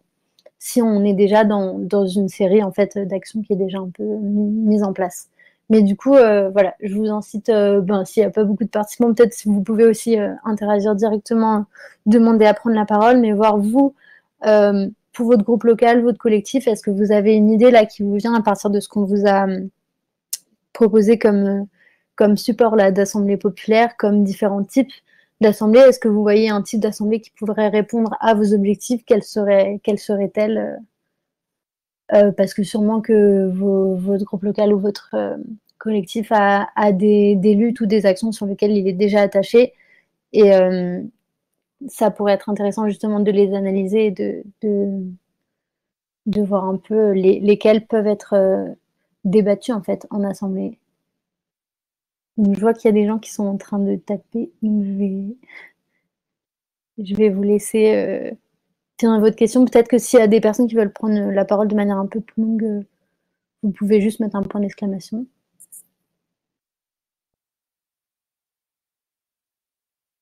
Ouais, donc il y a le thème de la 5G qui revient et qui pourrait, donc l'Assemblée populaire pourrait servir de débat sur la 5G. Pour toi, Annie, donc peut-être pour une assemblée un premier type d'assemblée de mise à niveau en fait d'informations sur la 5G et comment ça va impacter ton groupe local.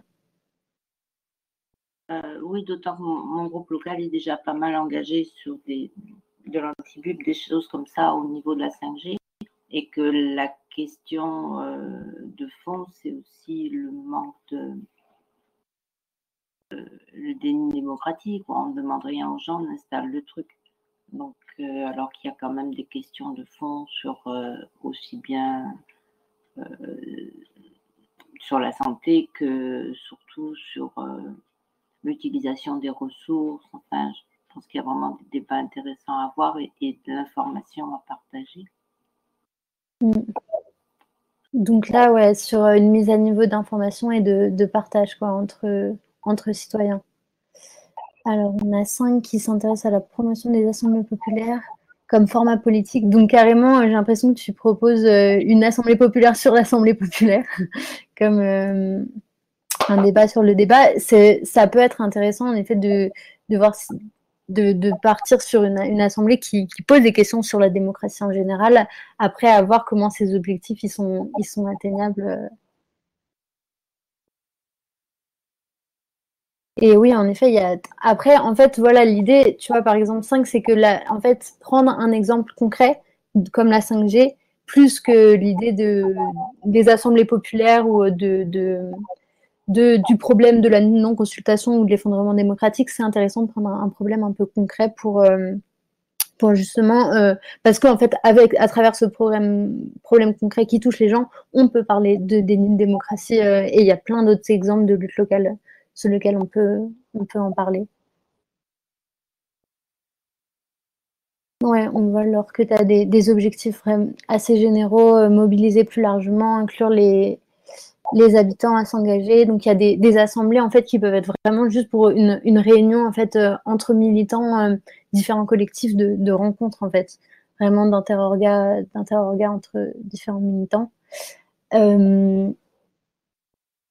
Ouais. Alors je vois que finalement toutes les réponses arrivent. Peut-être que en même temps que je vais peut-être te laisser enchaîner un peu Mailleux pour pas qu'on prenne trop de temps sur ta partie un peu exercice outil. Et en attendant, je vais lire un peu les textes qui sont un peu longs et comme ça on y répond juste après peut-être.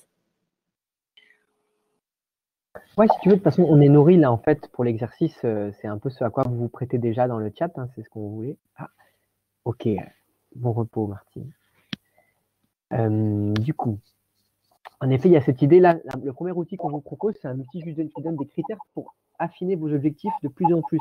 C'est-à-dire que l'objectif de la 5G, c'est pas un objectif, mais un thème, si on veut. C'est un premier objectif, on peut dire, en tout cas l'idée de contrer l'arrivée de la 5G en France, par exemple.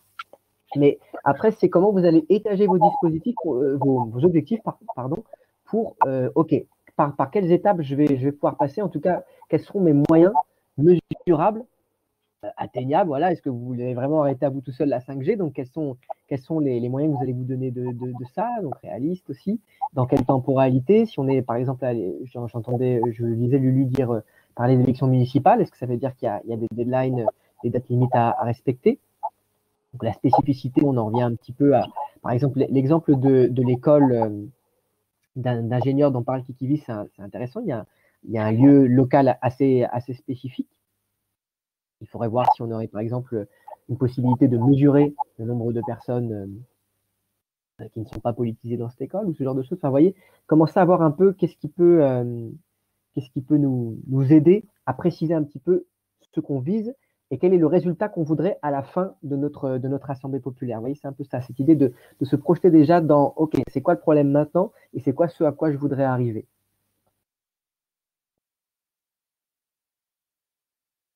Et on voulait vous montrer cet exemple rapidement, on ne va pas le développer, mais on a fait ce travail-là. En fait, le travail qu'on fait, qu'on appelle souvent un travail de faire des mandats, c'est-à-dire de définir, qu'un groupe définisse ses missions, ses objectifs, sa raison d'être.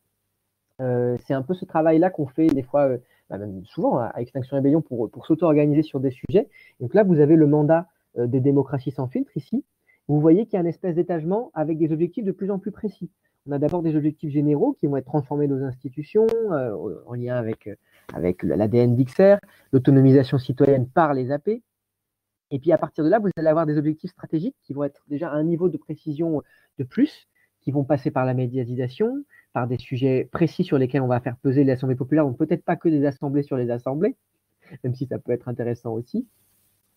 Et diffuser donc ensuite les assemblées, donc avoir une dynamique de formation comme on l'a là, et d'avoir aussi une dynamique de recherche, comme on vous le disait, avec des groupes de travail dédiés à ça. Et vous avez donc ici peut-être ce qui correspond le mieux à des objectifs SMART, c'est-à-dire à la fois spécifiques, mesurables, atteignables, réalistes et temporellement définis. Vous avez ici des objectifs opérationnels, alors qui sont un minimum, hein, mais il y a cette idée d'avoir une première AP test, voilà, qui correspond aussi à une stratégie de prouver le concept de l'AP. Une action en juin qui va venir médiatiser ça. Suite à ça, un week-end d'AP qui va venir un petit peu faire la démonstration, une fois le test fait, de la pertinence des AP, pour mener à la fois à l'action politique, à la repolitisation, à l'auto-organisation, la mise en lien des personnes en général. Puis vous avez à quel point on veut toucher, par exemple, dans notre mouvement, nous, Extinction Rébellion, un nombre de groupes locaux. Vous avez le nombre de formations par mois, vous avez l'idée d'une page web où on pourrait publier des articles, ce genre de choses. C'est pas, chers amis des médias, qui sont ici Kaori. Voilà, on voit d'autres exemples là, mobiliser les habitants d'une résidence. Ouais. Tout à fait. Alors, Kikivy, on peut avoir des objectifs politiques. L'idée, c'est d'avoir des objectifs plus concrets. Là, tu vois, on peut avoir un objectif derrière la tête, mais après, c'est de dire, pour organiser cette assemblée, qu'est-ce que vous allez vous donner comme objectif pour ça? Voilà, combien de formations vous allez faire pour former votre collectif en interne à l'organisation de l'AP? Comment vous allez garantir, par exemple, quels objectifs vous vous donnez pour garantir l'indépendance de l'AP si ça compte par rapport à la neutralité? Exactement. Comment vous allez former votre facilitation pour qu'elle puisse se rendre l'Assemblée populaire neutre. Ouais, là on parle des objectifs pour arriver à l'Assemblée populaire, sachant que les participants à l'Assemblée populaire qui seront souveraines pour ce qu'ils vont faire de l'Assemblée, bien sûr. Ça demande un cadre qui doit être construit en amont. Super. Ok. Granier, est-ce qu'on a fini sur cette partie-là? Tu veux apporter une dernière conclusion? Oui, juste pour conclure revenir sur ce que tu avais dit, ouais, bien différencier entre le thème de l'Assemblée populaire qu'on choisit et l'objectif. Et voir qu'on essaye de partir là, vous avez mis plus des objectifs du coup assez généraux comme mobiliser les gens, les politiser, les mobiliser dans le temps. Et du coup, partir vraiment sur de l'opérationnel, donc ce que tu as proposé Maïeux, de comment est-ce que j'arrive à cette mobilisation, qu'est-ce que ça signifierait, qu'est-ce que j'aimerais bien avoir, qu'est-ce qui signifiera en fait que j'aurais rempli mes objectifs concrètement. Est-ce que j'aurais 10 militants vraiment impliqués de plus, etc. Enfin voilà, repenser du coup ces objectifs en précision pour vraiment penser le format de l'Assemblée en fonction. Donc voilà. On peut peut-être passer à la deuxième partie maintenant.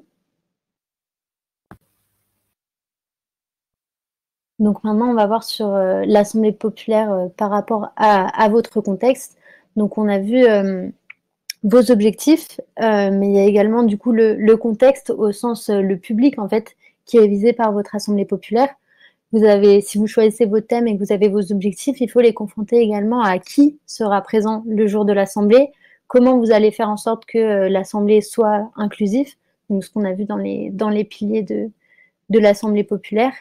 Et du coup, quel format en fait d'Assemblée populaire vous allez penser en fonction des personnes qui sont présentes le jour J? Est-ce que c'est des personnes, est-ce que vous voulez que, par exemple, si c'est plus mobiliser une population, ça s'adresse à une population hyper large? Est-ce que votre assemblée, elle concerne vraiment plus des militants pour une action très précise? Est-ce que c'est plus pour des actions de désobéissance civile qui va s'y joindre? Et du coup, c'est là où vient la question de comment vous adaptez vos objectifs au contexte stratégique qui est celui de votre groupe local, de votre collectif et du public peut-être qui va être même en dehors de ce collectif que vous allez viser, et donc comment vous allez les adapter. Donc peut-être à partir des premiers objectifs que vous aviez mis là dans le chat, qui étaient assez généraux, donc peut-être comment mobiliser et politiser autour de vous, finalement quel public vous voyez, donc toujours dans cette idée de préciser un petit peu votre assemblée populaire, quel public vous viserez à partir de ces objectifs. Est-ce que c'est vraiment tout près de vous parmi vos militants, et comment vous allez faire peut-être pour faire en sorte que votre assemblée elle soit plus inclusive.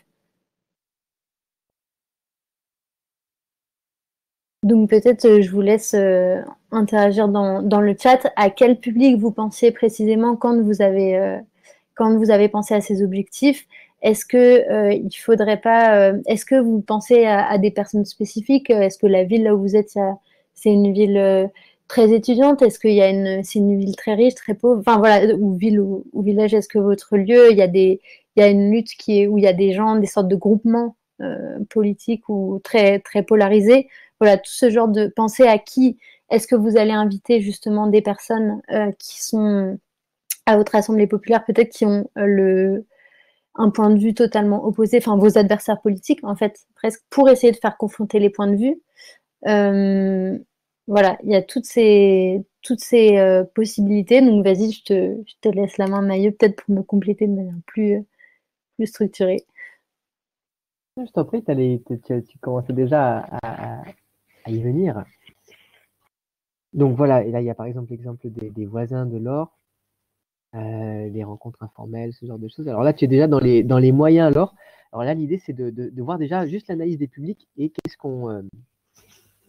comment on peut voir un petit peu ces forces et ces faiblesses que peuvent nous donner ces publics. Ça compte aussi en interne dans vos collectifs. Si vous allez dans vos collectifs, groupes locaux, XR ou autres, organiser une assemblée populaire, regardez un petit peu quelles sont vos forces, vos faiblesses. Vous avez plutôt des communicants, des formateurs, des facilitateurs, des gens qui sont savants sur un sujet, des gens qui sont doués en logistique aussi, puisqu'on a vu que ça comptait beaucoup dans l'assemblée. Et après, il y a le contexte plus externe, vous voyez. Donc là, on est plutôt au niveau interne, mais il peut y avoir aussi au niveau externe, quelles sont les opportunités, vous voyez, un peu les besoins. À Saclay, on a vu qu'il y avait une lutte locale. Pour nous, on a vu ça comme une opportunité.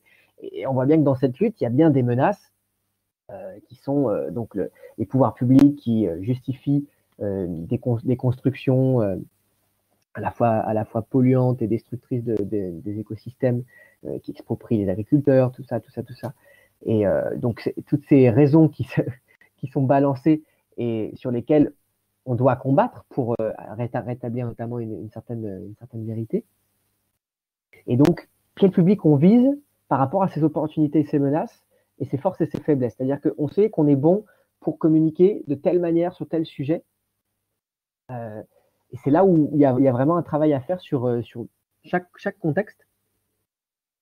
Et donc, justement, aussi penser notamment à la fois aux adversaires, menaces, mais aussi aux alliés, aux opportunités d'alliés qui sont possibles. Et la diversité de nos participants aujourd'hui en est une preuve.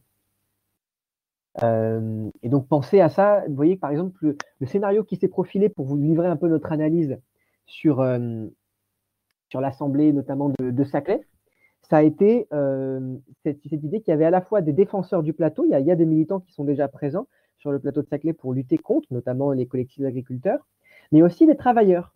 Donc il y a un public particulier qui n'est ni contre ni pour, mais qui n'est pas du coup neutre non plus, puisqu'en fait, c'est les personnes qui viennent profiter des infrastructures qui sont créées à la fois pour transporter et pour travailler sur place. Et du coup, il y a cette idée de réunir ces publics, de voir un peu comment ils peuvent finalement trouver une voie commune, comment on peut dédire un petit peu ce que l'État fait dire aux travailleurs en disant mais c'est pour eux qu'on fait tous ces travaux, etc. Et donc, il y a cette idée de mettre en dialogue ces gens grâce à une assemblée populaire qui leur offre le cadre pour ça, notamment un cadre qui peut aller vers la médiation au besoin. Il y a des tensions entre ces publics, mais qui peut aller aussi vers des publics plus stratégiques. Par exemple, que vous voyez, par exemple, les retraités du centre-ville des villes de la vallée au bord du plateau, ce n'est pas forcément les personnes les publics les plus stratégiques qui vont pouvoir nous aider à faire avancer la cause. Peut-être, c'est une analyse à faire. Mais il y a peut-être d'abord des publics plus spécifiques sur le plateau, les gens qui travaillent sur le plateau, qu'on va viser en priorité. C'est des choix qu'on fait, et qui donc, même s'il y a une inclusivité radicale qu'on garde et que toute personne est la bienvenue, lorsqu'il s'agit de mobiliser en amont d'une assemblée populaire, on va prendre en compte tous ces facteurs pour savoir un peu qu'est-ce qui est le plus intéressant. Et pareil, dans les forces de démocratie sans filtre, on a fait le point sur qui était bon sur quoi, et on s'est réparti ainsi dans les équipes avec une vraie division du travail, comme vous l'avez vu tout à l'heure dans notre structure.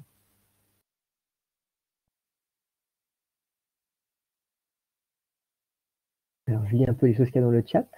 Ouais, je reviens sur la slide précédente qui était donc sur l'outil de gestion de projet qu'on vous propose, qui est un outil de base que connaissait Toboe apparemment, hein, qui vous donne juste, voilà, pensez toujours cette pensée au départ un peu binaire, positive et négative, mais à nuancer en interne et en externe, et se connaître soi-même, connaître ses propres faiblesses, les choses sur lesquelles on peut être. Si vous voulez un exemple emblématique de ça pour les publics, par exemple, c'est que on peut voir les agriculteurs du plateau de Saclay plutôt comme une opportunité d'allier, mais dont la faiblesse, le même public peut avoir comme faiblesse que ces mêmes agriculteurs ne sont pas forcément des gens qui sont tous encore en agriculture bio. Donc même s'ils feraient tous les efforts pour, qu'on sait que ce n'est pas facile pour les agriculteuristes en ce moment en France, il y a cette idée que voilà, malgré tout, c'est un public qui va être plus faible sur ces sujets-là, qui même si on se réunit pour parler d'écologie, va être plus faible sur ces sujets parce qu'il n'est pas encore sensibilisé, qu'il n'a pas encore eu les moyens de faire leur transition, ce genre de choses. Donc on peut vraiment avoir plein d'analyses possibles de ces publics en fonction un petit peu de leur pertinence par rapport à un sujet.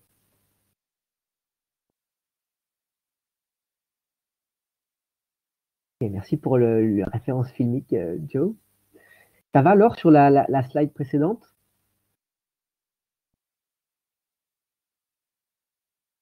Ok. Donc voilà, c'est une manière de vous inviter à prendre en compte le contexte à chaque fois, contexte qui peut être très large comme très local, mais même s'il est très large, peut-être d'autant plus s'il est très large, arriver à trouver des portes d'entrée pour savoir, ok, dans le contexte global, et on va le voir dans la troisième partie qui arrive là, un petit peu dans ce contexte global, dans la séquence politique, qu'est-ce qui est le plus pertinent par rapport aux publics qui sont mobilisés en ce moment? Est-ce que par exemple, si vous vouliez miser sur le public des soignants en ce moment, est-ce que c'est vraiment le meilleur moment pour les inciter à prendre sur leur temps libre pour aller à une assemblée populaire? Ils en ont peut-être besoin, ça peut être voilà, une opportunité. Peut-être qu'en ce moment, ils ont une certaine faiblesse, c'est qu'ils sont très pris par des horaires encore plus lourds que d'habitude. Voilà, il peut y avoir différentes analyses qui sont possibles et pour lesquelles vous pouvez utiliser à nouveau les dispositifs de mobilisation et de consultation dont je vous ai parlé tout à l'heure, porteurs de parole, allez vous entretenir avec les acteurs locaux, participer à des événements qui peuvent avoir lieu sur le même sujet, comme ceux qui ont eu par exemple lieu il y a eu des débats récemment dans les grandes écoles sur l'agriculture à Saclay. On a pu y participer, voir un peu ce que donnaient ces formats-là aussi. Ça donne l'occasion d'observer ces formats. Ah tiens, le format de table ronde est un peu faible. Voilà les forces de l'Assemblée populaire par rapport au format de la table ronde. Voilà l'opportunité qu'on a, c'est qu'il y a des gens qui sont montrés frustrés par ce format. Par contre, la menace, c'est qu'on apporte quelque chose d'un petit peu nouveau. Donc, à voir si, en fonction d'un public qui n'est pas familiarisé avec la facilitation et avec une discussion un peu formelle, est-ce que ça peut passer? Voilà, Granny, moi j'ai un peu fini d'exposer les potentialités de cet outil. Je ne sais pas si tu veux compléter un petit peu sur les exemples ou sur les perspectives d'approfondissement de ce sujet-là. Non, bah, très bien, je pense que tu as présenté déjà les exemples avec Saclay, c'était rien à ajouter. Ok. Est-ce qu'il y a des questions là-dessus avant qu'on passe à la suite? Là, on est un tout petit peu en avance sur notre timing.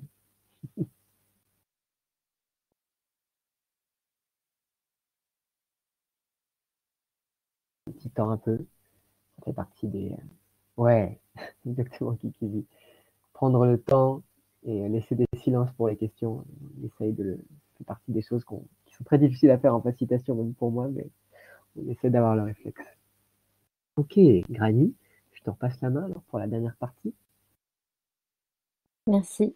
Alors là, on va passer à la dernière partie sur l'Assemblée populaire dans votre mise en œuvre. Donc, on va passer à la partie vraiment opérationnelle. Si vous avez défini voilà, vos objectifs derrière votre Assemblée populaire, le public que vous visez, le thème que vous avez, comment est-ce que vous allez la mettre en place? On a vu qu'il y a tous ces paramètres de matériel, logistique, etc. Et qu'au final, c'est à coordonner et à mettre en place comme n'importe quelle action. Et du coup, il y a les paramètres qu'on a déjà vus avant. Comment est-ce que vous allez mettre en œuvre votre assemblée populaire en fonction du contexte global? Donc, pensez vraiment en termes de rétro-planning, de voir quelles sont vos forces également et vos faiblesses dans l'organisation de l'assemblée populaire. Combien de temps il va vous falloir pour vous former en facilitation, combien de temps pour mobiliser des gens, pour choisir votre thème, peut-être également voir quel est le contexte politique, à quel lieu est-ce que vous pouvez penser, en fait, où est-ce que vous allez est-ce que vous allez devoir même déclarer peut-être un lieu spécifique, combien de temps ça va vous prendre, et également aussi analyser quelles sont les actions peut-être sur le thème que je choisis ou dans mon collectif en interorga, qu'est-ce qui se met déjà en place. Je pense à ça parce que c'est sûr qu'à Extinction Rebellion, comme on est un gros mouvement, il y a plein d'actions et de thèmes qui ressortent régulièrement et qui se mettent en place tout le temps. Donc, comment est-ce que j'insère mon assemblée populaire dans ce contexte-là?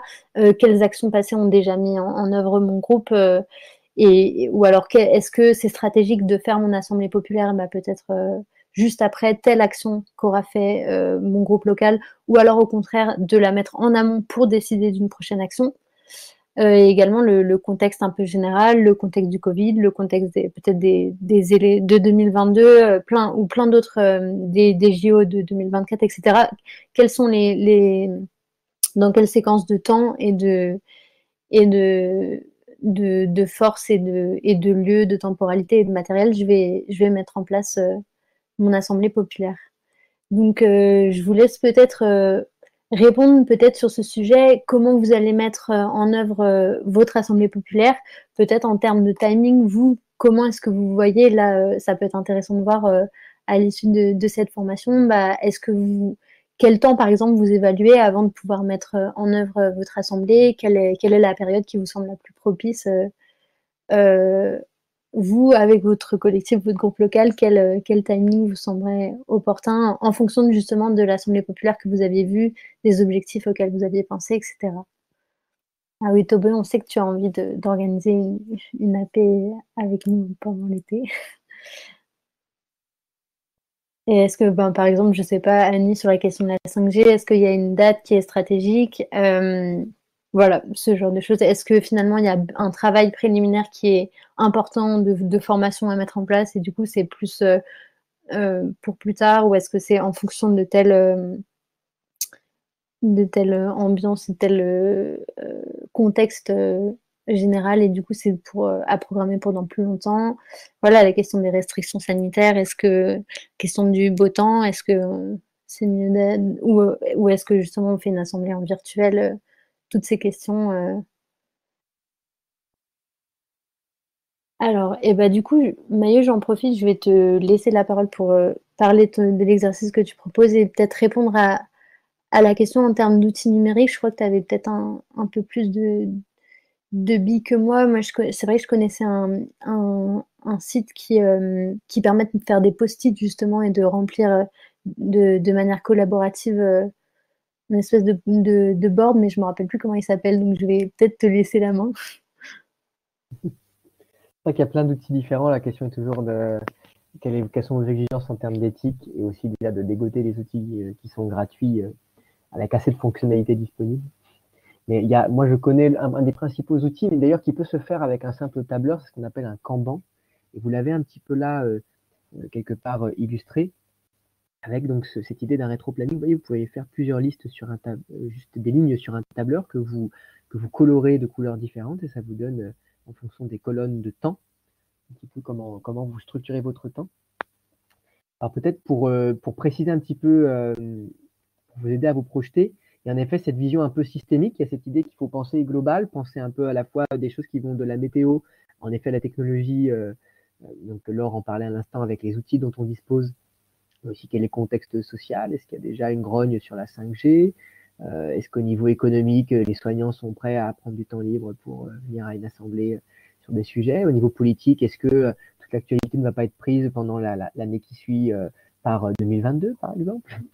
Et après, des choses plus au niveau du légal, sur OK, quelle marge on a par rapport à cette assemblée populaire. Est-ce qu'il y a moyen de se relier à des élus locaux ou à des pouvoirs pertinents là-dessus? Au contraire, est-ce qu'il faut maintenir une indépendance? Donc là, c'est vraiment des critères à prendre en compte. Et à les prendre en compte dans le temps, dans une séquence où, notamment au niveau politique, vous voyez bien avec 2022, par exemple, ça va pas mal évoluer. Le temps qu'il fait aussi, le climat est important, plus et surtout si on veut faire des assemblées assez nombreux et en plein air. Vous voyez que ça recoupe un petit peu les parties précédentes si on vous questionnait sur quel public vous visez, quel lieu, avec quels objectifs. Et donc l'idée de tout ça, c'est qu'une fois que vous avez un peu rempli ces colonnes avec tous vos critères, il peut y en avoir d'autres, hein. Là, c'est juste à nouveau un petit outil mnémotechnique, la PESTEL, qui est souvent utilisé pour préparer des projets. Vous avez donc le rétro-planning. Alors, ce qui est important dans ce rétro-planning, c'est justement de se donner des dates limites, évidemment. C'est un peu le but principal, échéance. Mais au-delà de ça, c'est aussi l'idée d'avoir des calendriers qui peuvent être variables. Vous pouvez bouger, adapter en fonction du temps, hein, si l'échéance est faite pour être respectée. Et aussi de les avoir en parallèle. Vous voyez que là, on peut voir qu'il y a des échéances similaires qui vont vous donner une priorisation de vos tâches. Vous allez pouvoir vous dire, OK, sur cette période, je vais pouvoir travailler ces deux choses-là en même temps parce qu'elles ont la même temporalité. Alors qu'à d'autres périodes, il va falloir vous travailler ça avant pour ensuite travailler ça après. Des fois, ça se recoupe, des fois pas. Et qu'il y a des choses qui vont être plus ponctuelles. Vous voyez, c'est ça qui est intéressant avec le rétro-planning, c'est cette idée à nouveau de penser les choses de manière assez systémique et organisée, sous forme de liste. Donc voilà, c'est un outil parmi d'autres, hein, mais qu'on vous propose, qui vous aide un peu à penser tout ça. Nous, sur l'assemblée de Saclay, à quoi ça nous a aidé. Alors là, je crois qu'on vous a donné un exemple qui est plus au niveau de tout démocratie sans filtre, mais au niveau de Saclay, par exemple, on a donc analyse des publics. On a vu qu'il y avait un public étudiant qui était intéressant sur le plateau de Saclay.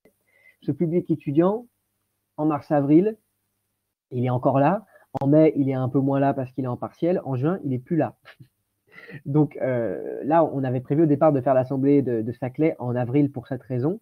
Pour des raisons de confinement, etc., on l'a décalé pour arriver à en faire une en présentiel. Mais on va essayer du coup d'avoir de la sensibilisation et des contacts en amont dès mars-avril. On en a déjà d'ailleurs, pour au moins connecter avec les publics dès maintenant. Vous voyez qu'on a juste à chaque fois les publics en fonction du calendrier de ses propres publics, de nos propres agendas militants, personnels, professionnels, etc. Il y a vraiment cette idée de croiser un peu les agendas. À plus long terme, en octobre, on va être à la rentrée politique, donc il y aura 2022, il y aura la COP26, il y a des choses qui vont être intéressantes pour nous, mais sur lesquelles il faut aussi se questionner en termes de positionnement. Il y a un peu tout ça qui est pensé, vous voyez un peu la séquence telle qu'on la pense nous, de manière très globale dans DSF, et qu'on est encore en train d'ajuster pour la Saclay, vu les rebondissements du Covid qui mettent encore plus à l'épreuve la prévisibilité, ou plutôt l'imprévisibilité des séquences, qu'elles soient politiques, économiques, sanitaires, environnementales.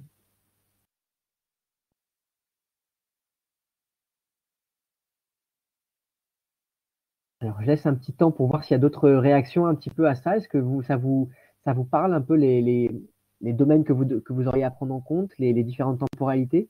C'est vrai que la question est peut-être plus concrète, telle que l'a formulée Grani. Quelle temporalité vous voyez, vous, idéale pour une assemblée populaire? Dans quelle séquence ça pourrait s'inscrire? Avec quel besoin de temps de préparation, par exemple? On peut prendre un petit temps pour en discuter, si vous voulez.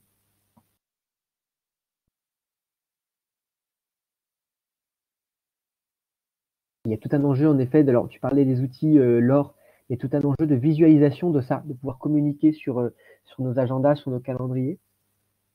Un enjeu graphique derrière, dans ces outils.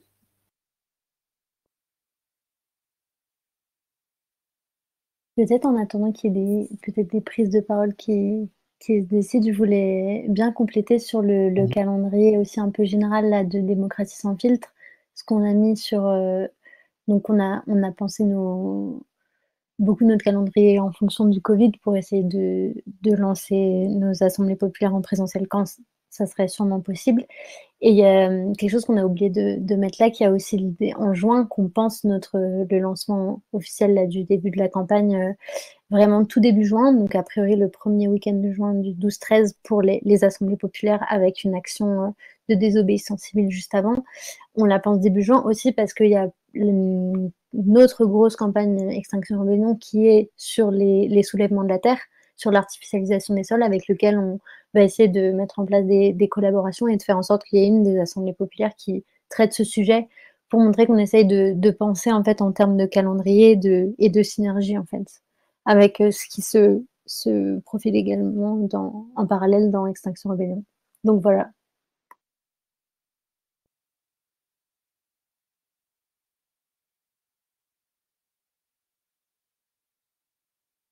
On revient là-dessus aussi à prendre en compte l'agenda interne à XR et peut-être dans l'écosystème militant. Et aussi plus largement, quel va être le degré de réceptivité des gens pendant l'été, par exemple, pour faire des assemblées populaires, comment on peut arriver à engager des gens pendant l'été, si on peut vraiment, pendant que tout le monde est en vacances, voilà, est-ce qu'il y a des moyens de faire des assemblées populaires sur la plage, ce genre de choses. Vous voyez, ça, on peut aller, en tout cas, ça peut faire naître aussi de la créativité selon un peu la difficulté des périodes.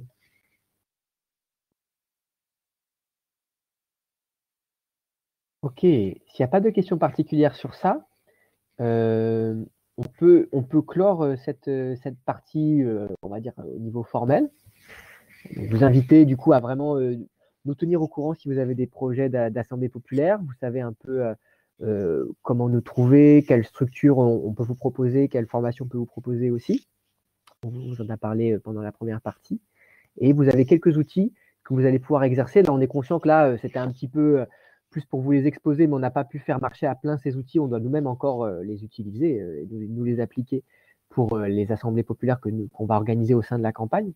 Il y a vraiment cette idée que là, grâce à ces outils, on puisse vous proposer d'organiser en relative autonomie ces assemblées populaires et en même temps en lien avec d'autres projets qui se font ailleurs.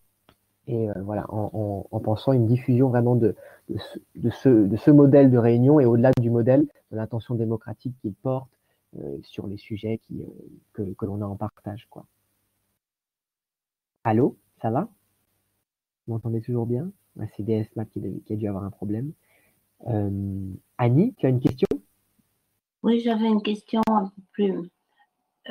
L'Assemblée populaire, elle est inclusive, mais pas forcément représentative. Est-ce qu'on a l'idée d'essayer de la rendre le plus représentative possible en essayant de toucher une diversité de public moi, ça m'interroge un peu parce que si on fait un truc genre, j'étais partie tout à l'heure sur la 5G, il y a quand même des chances, à moins que d'attirer des gens qui seront plutôt contre ou qui auront des... Tu comprends l'idée derrière? Tout à fait, Annie. Je ne sais pas si Annie, tu veux me compléter. Là, j'ai deux réponses à te donner. D'abord, la première réponse, c'est que le sujet d'une assemblée n'est pas forcément prédéfini. C'est-à-dire qu'il peut y avoir une assemblée qui dit sur tel territoire, on va faire une assemblée populaire juste pour donner une occasion aux gens de s'exprimer sur les sujets qui leur tiennent à cœur. Et si le sujet de la 5G ressort à ce moment-là, on pourra le traiter en assemblée. Ça, c'est un sujet qui est décidé le jour même, alors qu'il demande une facilitation assez bonne là-dessus, assez bien préparée. Mais c'est possible.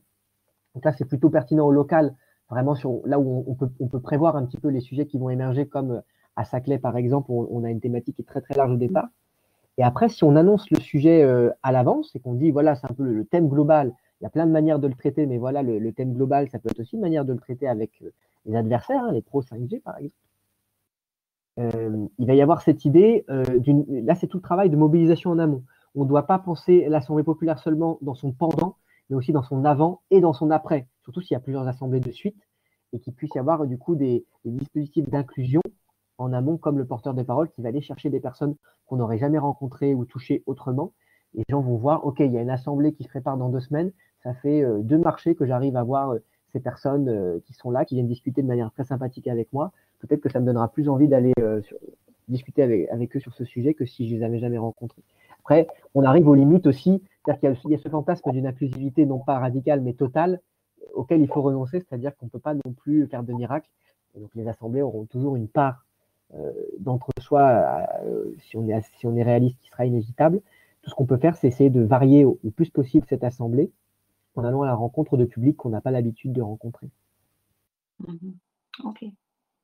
Et du coup, en effet, une assemblée populaire, contrairement à une assemblée tirée au sort citoyenne, une assemblée populaire ne prétend pas à la représentativité, en tout cas pas en termes électifs, ça c'est sûr, et ni en termes du coup sociodémographiques. Mais par contre, ça n'empêche pas si on a fait tout ce qu'il faut pour rendre la paix inclusive, ça n'empêche pas de valoriser la diversité sociodémographique, c'est-à-dire à la fois de la population et de leurs différents profils sociaux dans la paix, en faisant circuler un petit formulaire d'inscription ou autre qui dirait OK, on a eu tant de femmes et tant d'hommes dans la paix, tant en tout cas de genres différents, et on a eu tant de personnes de tel âge, on a eu tant de personnes qui venaient de tel métier, tant de personnes qui venaient de telle zone géographique. Et on peut quand même documenter ça, et ça peut donner une certaine légitimité à l'Assemblée de prouver sa diversité.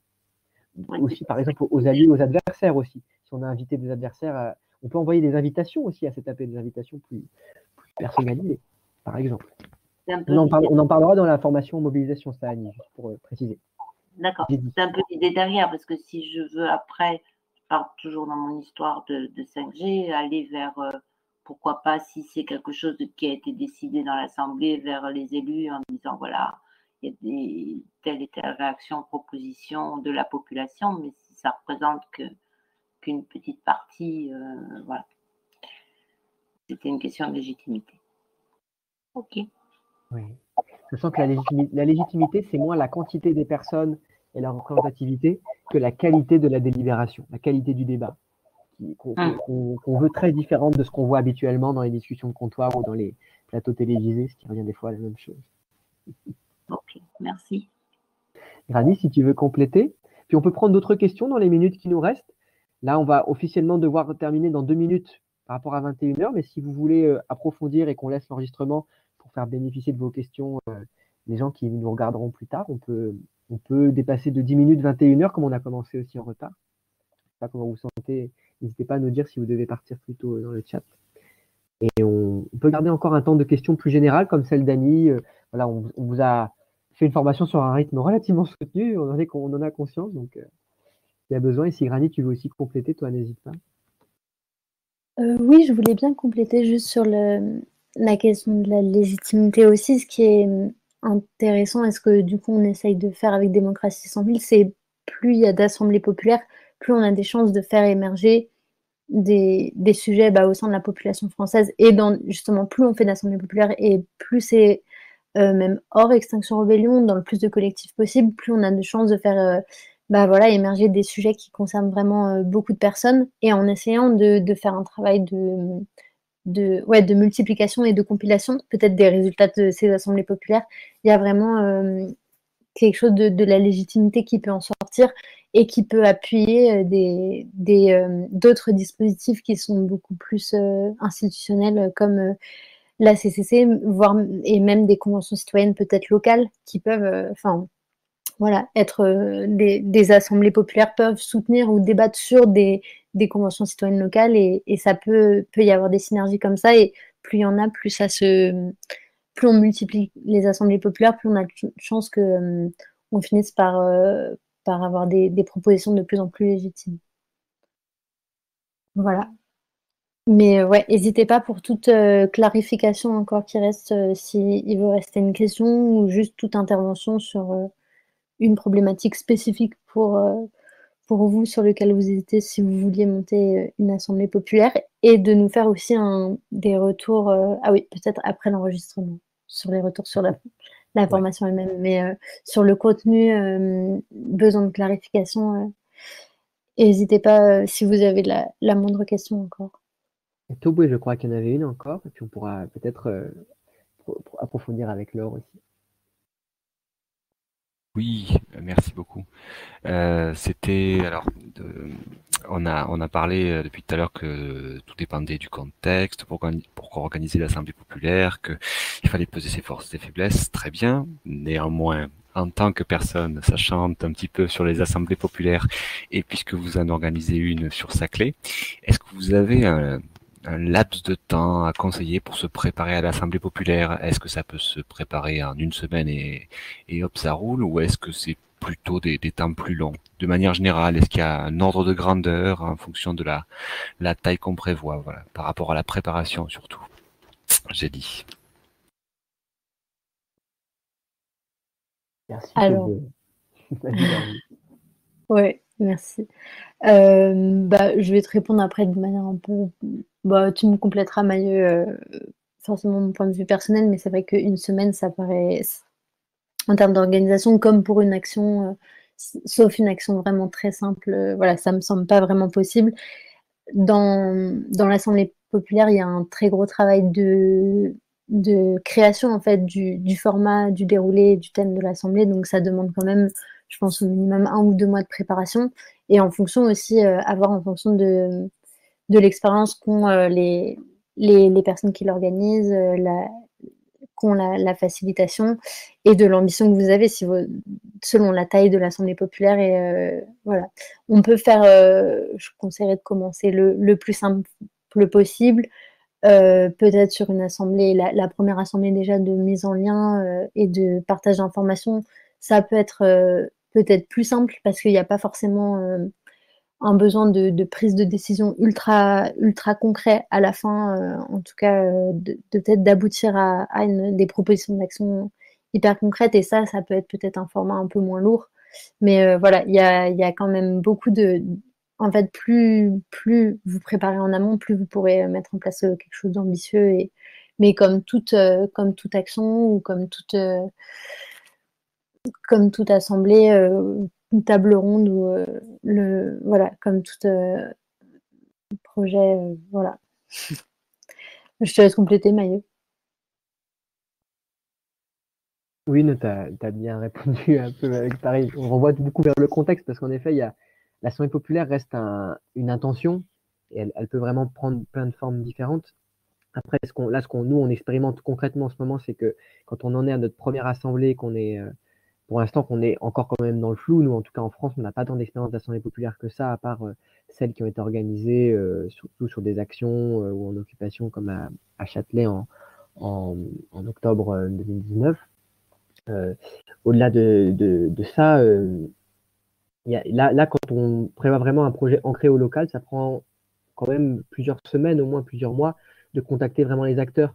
Il y a vraiment cette idée de community organizing, hein, comme ils disent en anglais, c'est-à-dire on essaie de s'organiser avec les communautés pertinentes au local, en tout cas pour une AP ancrée comme ça.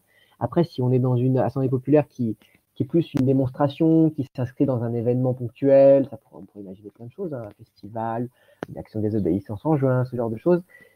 C'est des formats qui peuvent être beaucoup plus ramassés, où il n'y a pas besoin forcément de se relier à plein de monde.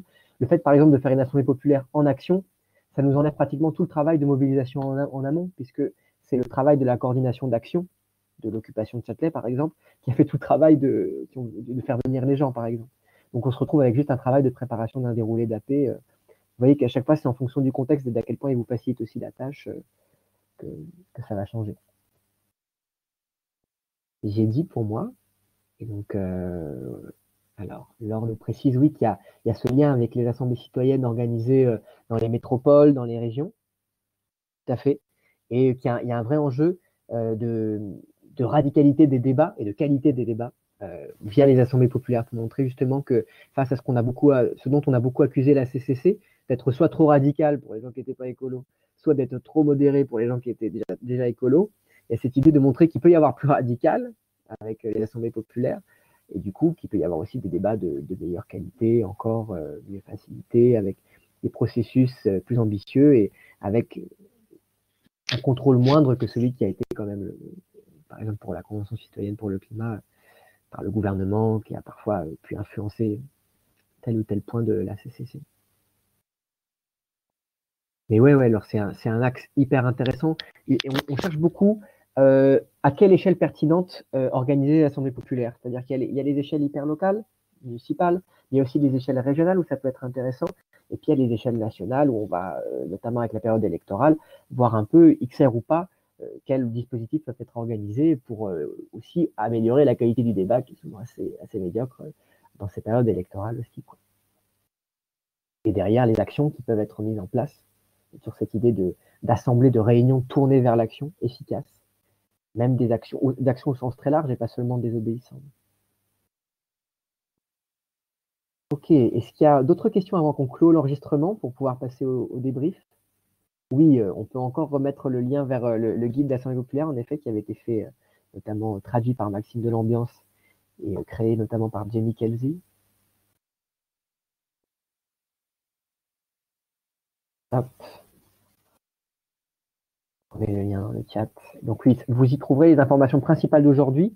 La partie plus contextuelle, c'est nous qui l'apportons aujourd'hui. On la fera peut-être contribuer au guide un jour, mais pour l'instant, voilà, on valorise surtout ces temps de formation pour vraiment vous montrer comment un dispositif relativement théorique de base peut être vraiment adapté à plein de contextes différents, mais du coup aussi à de nombreux contextes. Granier, est-ce que tu as un mot de la fin avant qu'on clôt l'enregistrement? Ça va être pour moi ce que j'avais déjà dit à l'écrit, juste pour le répéter au cas où, mais c'est vrai que tous les liens entre Assemblée populaire et Assemblée citoyenne, c'est assez intéressant, sachant qu'il y a plein de CCC un peu locales qui vont se lancer. Et c'est une des ambitions de l'Assemblée de la Drôme, parce qu'il y a une CCC Auvergne-Rhône-Alpes qui est dans les tuyaux et où ils veulent essayer de faire pression dessus pour être sûr que les débats soient transparents et en lien avec les préoccupations réelles de la population. Donc voilà, à voir aussi, ça se multiplie dans vraiment plein de régions en France, donc il y a aussi une opportunité à voir. Mais voilà pour moi la fin et merci à toutes et tous pour votre participation. Ok, merci. Alors je remets peut-être en affichage très rapidement juste les prochaines formations pour tout le monde. Et donc, ce sera un peu la suite, notamment la formation à la coordination d'AP, approfondira vraiment les exercices qu'on a commencé à faire, à vous présenter aujourd'hui pour organiser concrètement une assemblée populaire de la manière la plus pertinente et efficace possible. Merci de nous avoir écoutés, du coup, aux personnes présentes aujourd'hui et à celles qui nous écouteront plus tard. Et à bientôt, donc, pour des assemblées populaires partout.